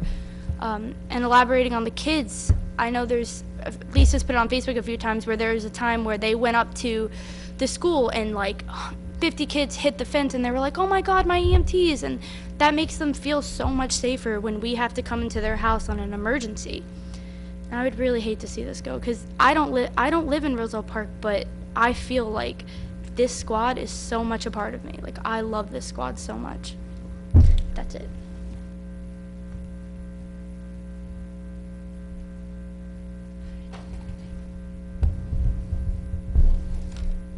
Kim Balance, 231 Sherman. Over 30 years ago, we came to Roosevelt Park. At first, it felt strange, and I couldn't quite put my finger on why it felt different than living everywhere else we lived. I just had my second child, and I had always been involved in different places and activities. We joined the library and found out that most of the programs were supported and run by the volunteers. The museum was staffed with volunteers. The fire department that put the fire in our house was staffed with volunteers. I joined the Casano Center and found it was run by volunteers. I started the food program and collaborated with DPW to pick up the surplus food. I met a lot of people, and it was really a nice beginning. I volunteered. I joined the Girl Scouts, Boy Scouts, PTA, and all the major parts that make up a town, I thought. And then came the day, May 9th, 1989, Carl. And I had, as my husband said, 18 volunteers, plus there was probably some more, that came into my galley kitchen. Yes, we have pictures. I don't know how they fit. You tell me, Carl, because you were there. Oh, I got pictures right here. That started my interest in joining the squad. As a member of the First Aid Squad, I've been a recipient of their care myself, as I said. And I'm proud to say I'm part of the heart of Roselle Park. The volunteers, that is. Although people just joke about us in Roselle Park from other towns, they say we're a modern Andy of Mayberry. But volunteers are what make our community different. They save the taxpayers' dollars, they bond us as a community, not just a town or borough, and the friendships will probably last forever. It's a hub. The volunteers are the hub that make this town tick. The First Aid Squad is different, and we have many functions, yes. We save lives, we deal with the sick, and so on. But we're very different because we're not allowed to speak or brag about a lot of the things we do, due to HIPAA laws, due to people's violating their dignity. But a few things we do, a lot of people aren't even aware of this. Yeah, they probably see us at the blood pressure screenings. We teach CPR, first aid classes. We do the Boy Scouts, the Girl Scouts. When they got the new AEDs at the Casano Center and the library, we had to show them how to use it as well as do the CPR. We in-service the fire department.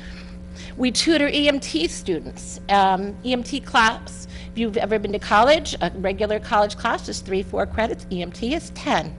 One full semester and almost a full load. So we do tutor them. We do lift assist for people that just fall. Some people have even just called the building because, instead of calling for the ambulance, because that's all they needed. We help the homeless vet collection. We do fire rehab. We learn loan assistant devices. We go to the schools and talk to the preschools, the nurseries, the high school. We have a cadet program for young adults. The students, of course, get to know us. They're not afraid, whether we're coming for them or somebody in their care. We've gone to the emergency room and been, how do you say it, flagged down by some little kids that have recognized and begged us to stay with their parents and them, so that they weren't afraid. We've pet sat so that the person who was afraid to leave their pet went on the ambulance and got the care that they needed. We do all the parades, the events, the National Night Out, the teddy bear picnics, bring your kid to work day, and so on. We've even bought air conditioners for a family. We kept going for a call, and we even paid the beginning of the bill, so the elderly person would be able to stop calling and have health issues. We paid for a funeral for somebody who couldn't afford it. We've delivered and provided groceries. We've helped people get out of their homes. We operated during Sandy, the blizzard, when other services were shut down.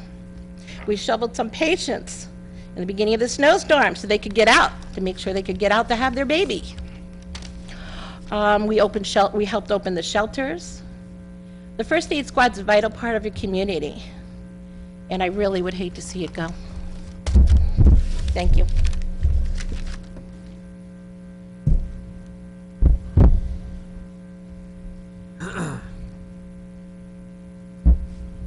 Anthony Longo, 155 Camden Street. I feel that if you get rid of the First Aid Squad, you're causing the community a disservice. As you know, the First Aid Squad has a cadet program, and it allows high school students the opportunity to get the medical training if they wanted to go into the medical field, and by getting rid of the First Aid Squad, you're taking that out. And someone that would want to go into the medical field, they would not have that chance of knowing what it's like, or what riding on a call and giving medical attention to fellow people, should I say. So that's all I have to say. Thank you.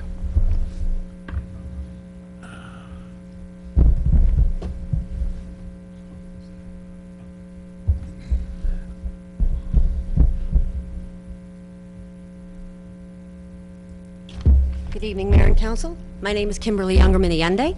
I reside at 855 Winchester Avenue in Hillside, New Jersey. Former resident of Roselle Park, member of the Roselle Park First Aid Squad for 30 years. Yeah, I know, I started when I was 6. 30 years. I'm a former president of the organization. My husband, who I met through the organization, was the captain of the organization for a number of years. One of the things that we were always prided in was the partnership that we had with our town, our liaison, our fellow emergency organizations. We partnered with you. We worked with you. It has become apparent in the last year that that partnership is not there any longer. I am gravely concerned by the no-show of our liaison, by public safety meetings that were scheduled and held, and we were not notified or enabled to participate or provide any feedback. I'm deeply concerned by accusations that were made here tonight and recently without statistics to provide them or back them up, without any advance warning for us or our organization to provide you with ample responses. I'm deeply disappointed by the accusations that we didn't come and provide the right feedback 3 years ago, when we know that we did raise things to the town, and when we were told we had a 3-month trial period, we came back to you and provided you with feedback and told you that the town needed to sign a contract in order to do this, and we needed insurance, and it was not provided. We know that we also asked your members to attend meetings. We asked you to meet with our consultants and our lawyer, and those meetings were never adhered to. I'm disappointed by that lack of partnership, and I'm gravely concerned that we have had meetings with public safety without us there. Is that due to the ineptitude of the people scheduling it, or was it a deliberate act to exclude them?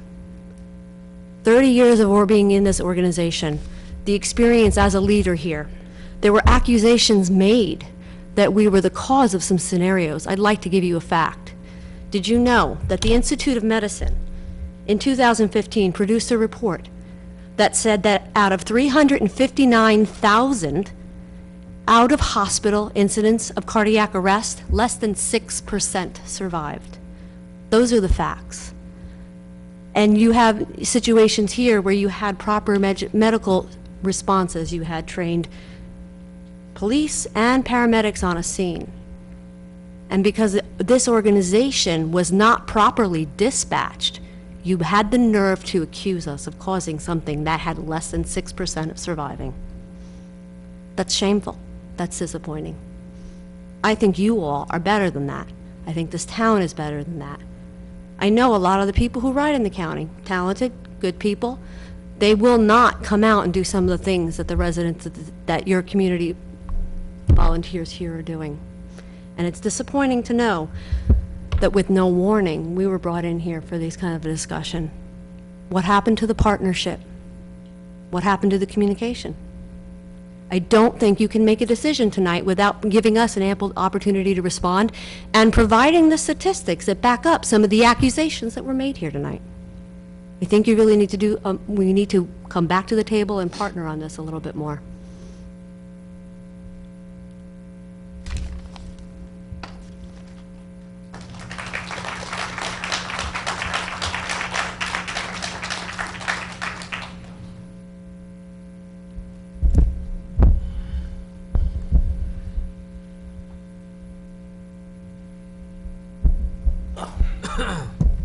Glenn Costello, 170 Jerome Street. Just to follow up, you heard from people from the First Aid Squad. When I moved into this area, into Union County, I grew up in a small town, similar to Roselle Park, and I was also on a planning board at the age of 23 and 24 also. So I know how, my father was council president, so I grew up in this stuff. So when I came into the area, I originally moved into Union, and at the time, I had the choice of joining. I was going to join either some other squad, but someone said, you know, why don't you join Roselle Park? I drove over and I met one of the members, and I liked the setup that Roselle Park had. It was exactly the same thing as my small town, and that was one of the reasons. Tonight, you heard from people that are on the squad. You've heard stories. The one thing you gotta realize, okay? To me, they're my second family. Okay? And what you guys want to do, what you people want to do, okay? It's just not right. You want to tangle a web so that you can deceive, and you're taking numbers from places and no way for me to respond back to? Not right. It's not right. Yeah, you can sit there and say no or whatever. I'm not saying I don't say anything. anything, but I'm telling you, I know the facts. I know county people. I go to the county meetings. I know what goes on. I've been in this business a long time as an EMT, over 38 years. I know a lot of people, and I know all the stories, and I know what happened in Hillsborough, and it wasn't true what happened in Hillsborough. Whatever you were told, okay? The story was completely different. So whatever stories you're hearing or whatever you're being told, it's not correct. But again, you have the right to decide what you want to do, okay? All I can tell you is that we're trying. They're my second family, every one of them. And we help each other constantly, everybody. We help each other in the squad. When someone is sick, a family member is sick, we've gone out of our way to help. That's what the Roselle Park First Aid Squad is. Thank you.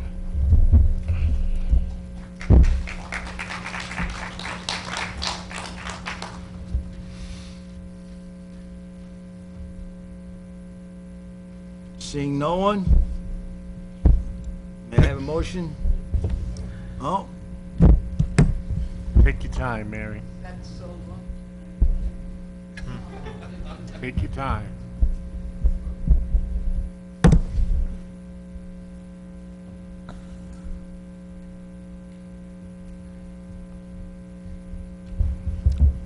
Thank you, and good evening.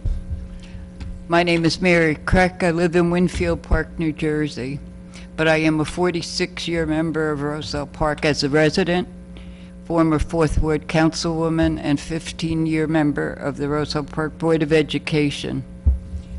When I heard and I learned that the council was considering, and maybe as soon as this evening, of disbanding the first aid squad, it was beyond belief to me.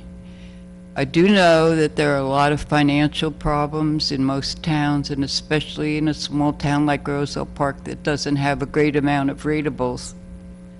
But I do believe that this is the fabric of this community.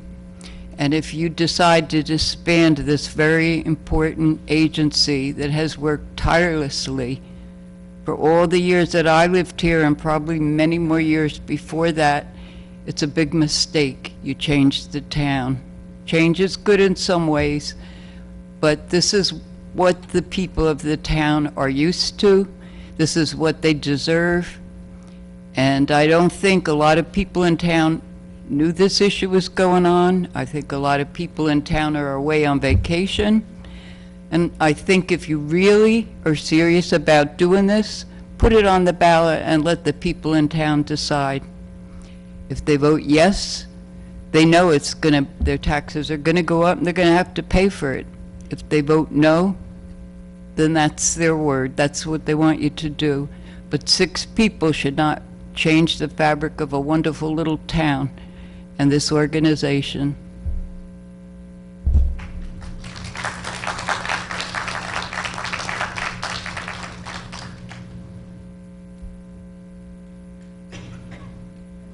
sorry, no.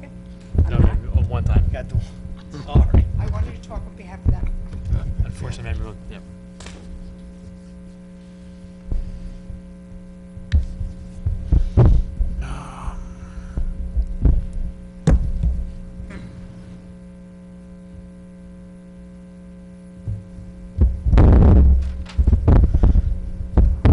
Saul Kiersman, 150 Berwyn Street.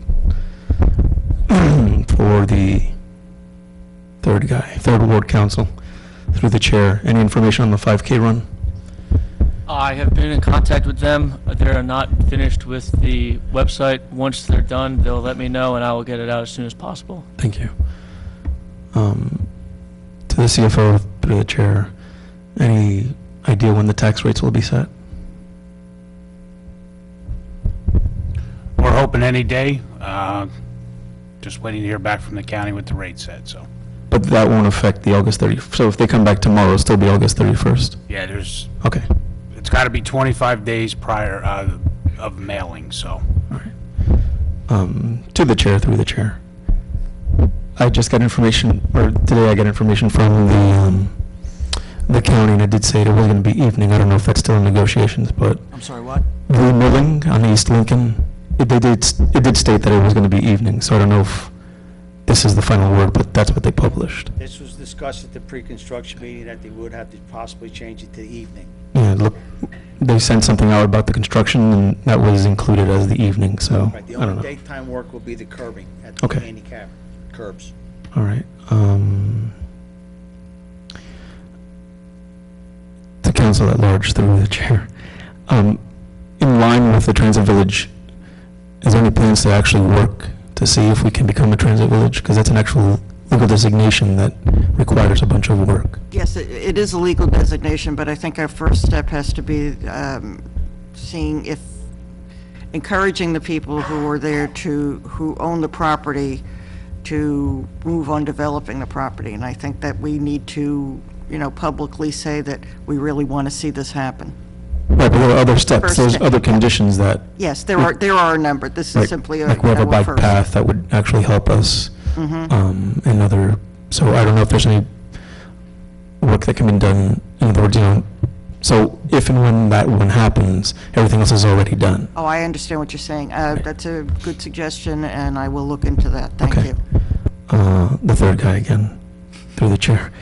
I was doing research. There's an actual ordinance, 2397, that discusses having companies come in, utilities come in, and redo, actually says to put in as good a condition as, so it's 2397, I don't know if you want to research that and maybe, tweak that to further give information as he looks to the clerk saying, why don't you tell me this?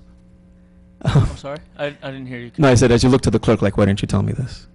Well, because when we had a meeting for the ordinance concerning the signs, we also discussed this, and we were unaware of it, so. Yeah, so it's 2397 unless, just a general question for the land use board application. So they do a lot of work and they approve variances and they approve things. Who in the municipality checks when work is done and goes back to that application and says it's in compliance with this application? Is there anyone that does that?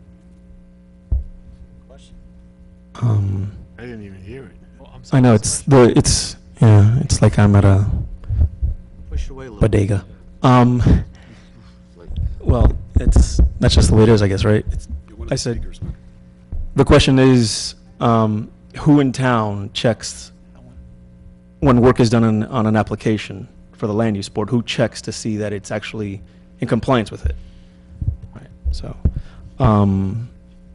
With and- regard to the variance approved by the land yeah, use like who goes and says, oh, the work that was done here complies with these variances? That's the lawyers and the Wouldn't that be the land use board? But real quick, because my time's running out, to Mr. Alamo's suggestion, council used to go upstairs during closed sessions, but they got lazy. So maybe they could keep going upstairs for closed sessions, and we could sit here. That's a good idea. Exercise is good. And happy birthday, Akaza 720. It's his birthday today. I'm sorry, if you could respond now, that's fine. borough engineer could look at it. There's also code enforcement looks into it. Right, but does he go and take the application, say I wanted to do some work to my house, and it's done? Besides the permit and the construction officers, does someone come by and go, Yeah.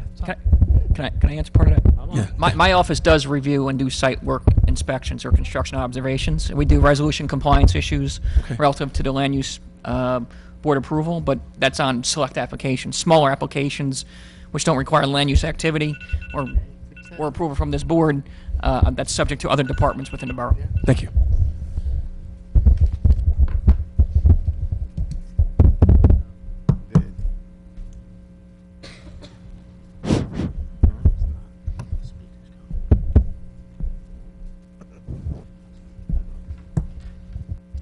Maxine Podolsky, 125 Camden Street, Roselle Park. I just want to say that on a personal note, and being a Roselle Park resident, I've had to use for myself and my family the Roselle Park First Aid Squad, and it made me feel more at ease, and my family, because they knew these people and they were just wonderful. And I really think that you guys should think about what you're going to do, because your decision may affect the town in the future. Thank you.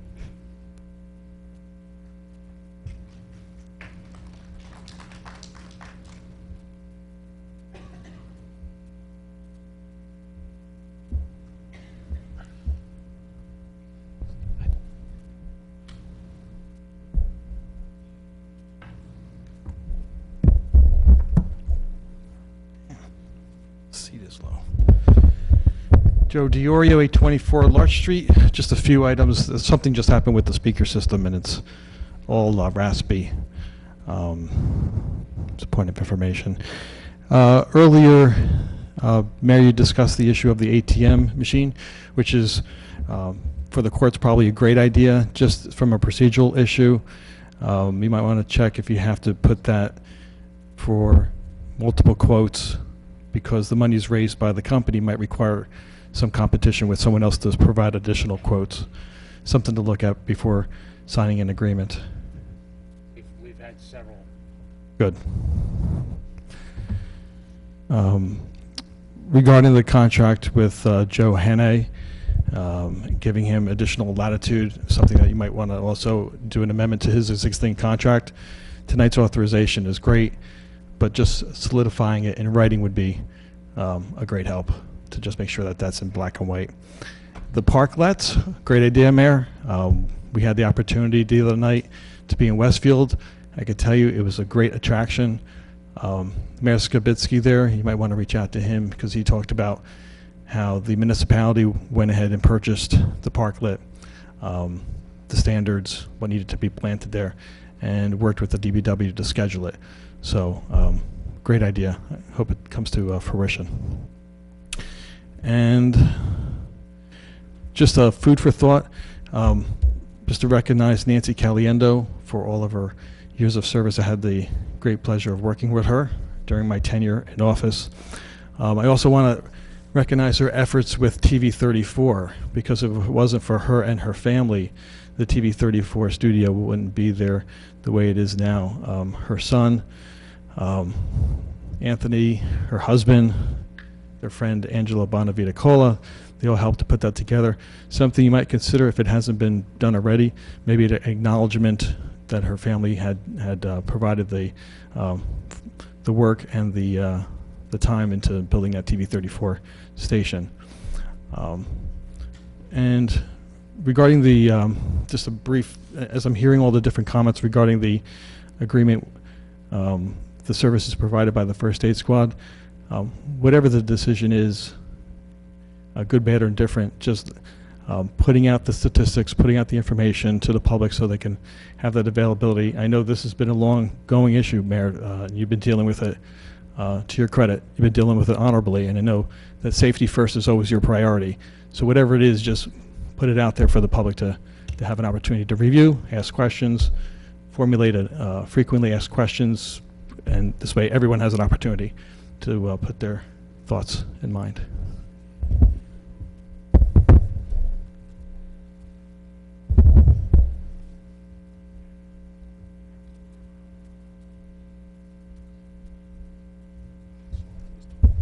Good evening. James McCready, 26 East Colfax Avenue. 33-year member of the Roselle Park Fire Department. I'm very disturbed in what I'm hearing. I'm also very disturbed that, from what I understand, the First Aid Squad did not have a lot of input in some of the meetings that was going on up with the mayor and council. I don't know if that information is accurate, but that's what I'm being led to believe, and it is very disturbing to me. I'd just like to let you know that I've worked with a lot of people here throughout the years on the squad, and we've been through some very serious things in our quiet little town that a lot of people don't know about. We don't ask for credit. The First State Squad doesn't ask for credit. The fire department doesn't ask for credit.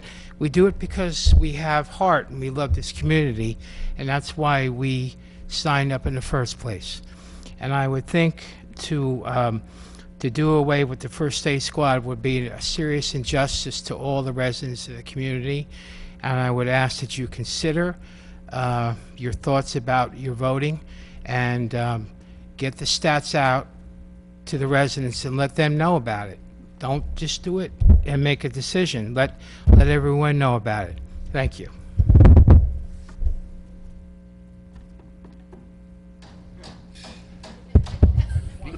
Check.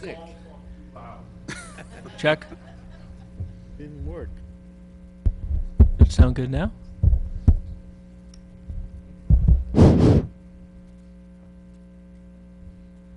Testing.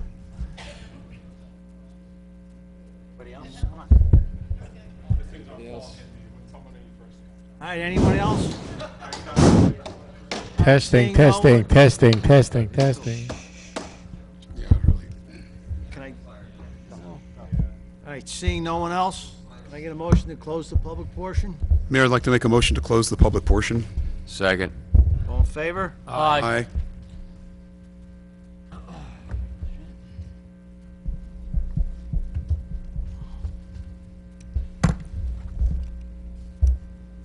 You ready?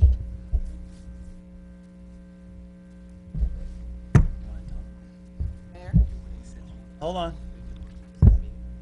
Huh? Yeah.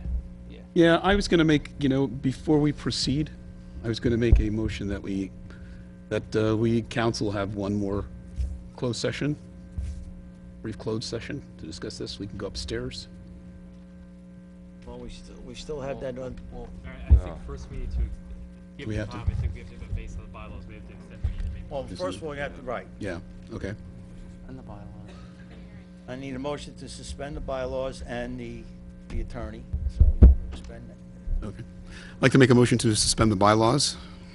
Second. All in favor? Aye. Well, why don't you just make a motion? We're getting a legal. We're trying to decide what we're gonna do. Why don't you just No. Okay, read this again, right? Yeah. Okay. Whereas the mayor and council, the Borough of Roselle Park, wish to discuss matters which were described in the Open Publics Meeting Act, the Sunshine Law, and whereas the nature of the subjects to be discussed in closed session are, Mayor, there are two matters for closed session: potential litigation involving the Roselle Park First State Squad, and potential litigation involving the Podgeny family.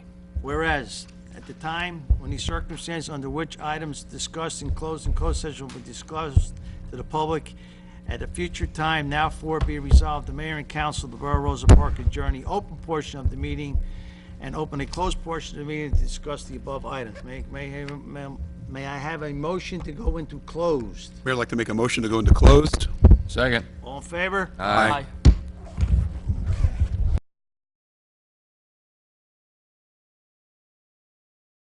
All right, Councilman, I need a motion to go back into open. Mayor, I'd like to make a motion to go back into open. Second. All in favor? Aye. All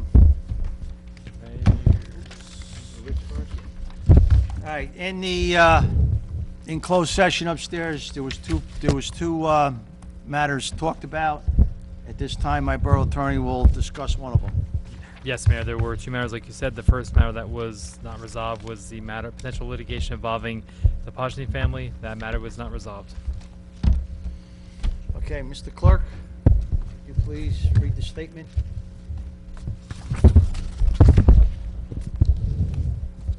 So this is a statement on behalf of the borough as a whole. We are here tonight to discuss a matter that is one of both public safety and legal liability to the borough. The seriousness of this matter is such that it presents itself as an imminent public safety concern and legal liability.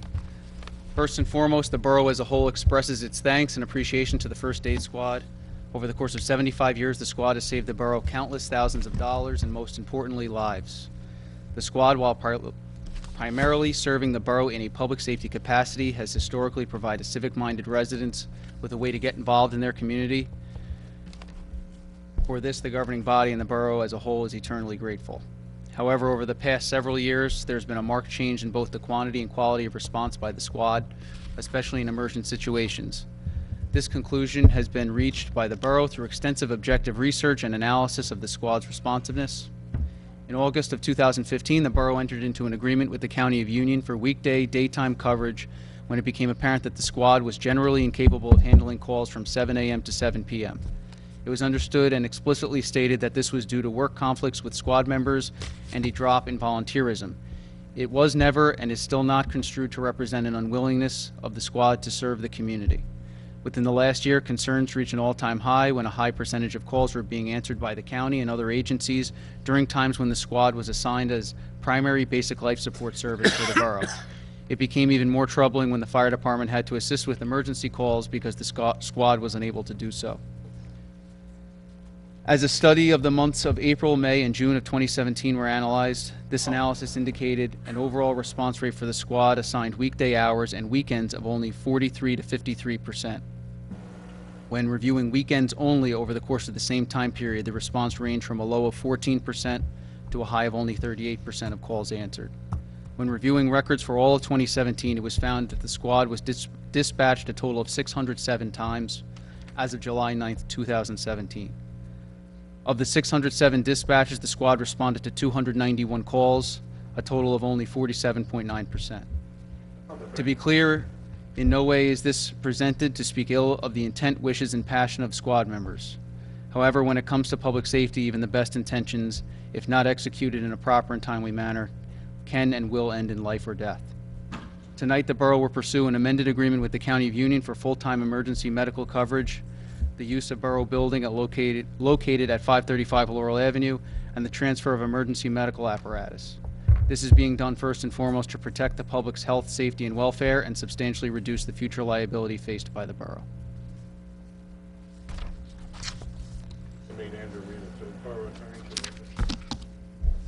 Mayor, at this time, the governing body would like to consider Resolution 216-17, and I've been directed to read it in full.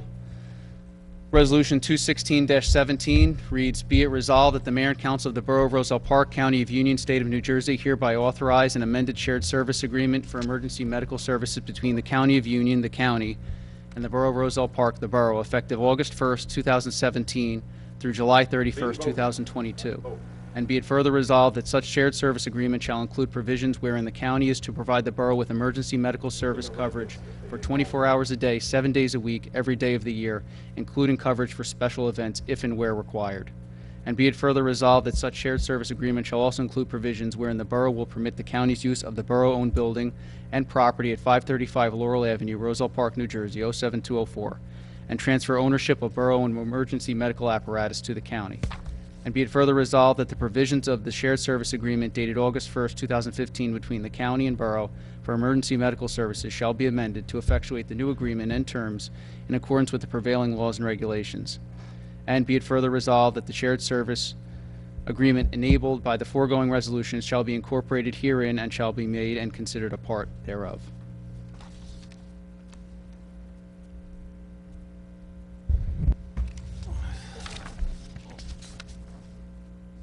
Yours. You got it? Council President, can I get a motion to switch to the mayor. adopt resolution number 216-17? Mayor, I'd like to make a motion to adopt resolution number 216-17. Second. Roll call, please. Councilwoman Story, Yes. Councilman Miola, Yes. Councilman Petrosky, No. Councilman Shipley, Yes. Councilman Fahori, Yes. Councilman Connolly? No. 4 in the affirmative, 2 in the negative. The resolution is passed. I was right on the vote, exactly.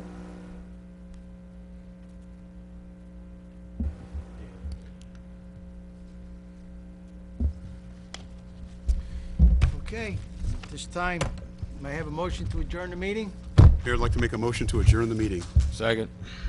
All in favor? Aye. They're not going to close, they're done.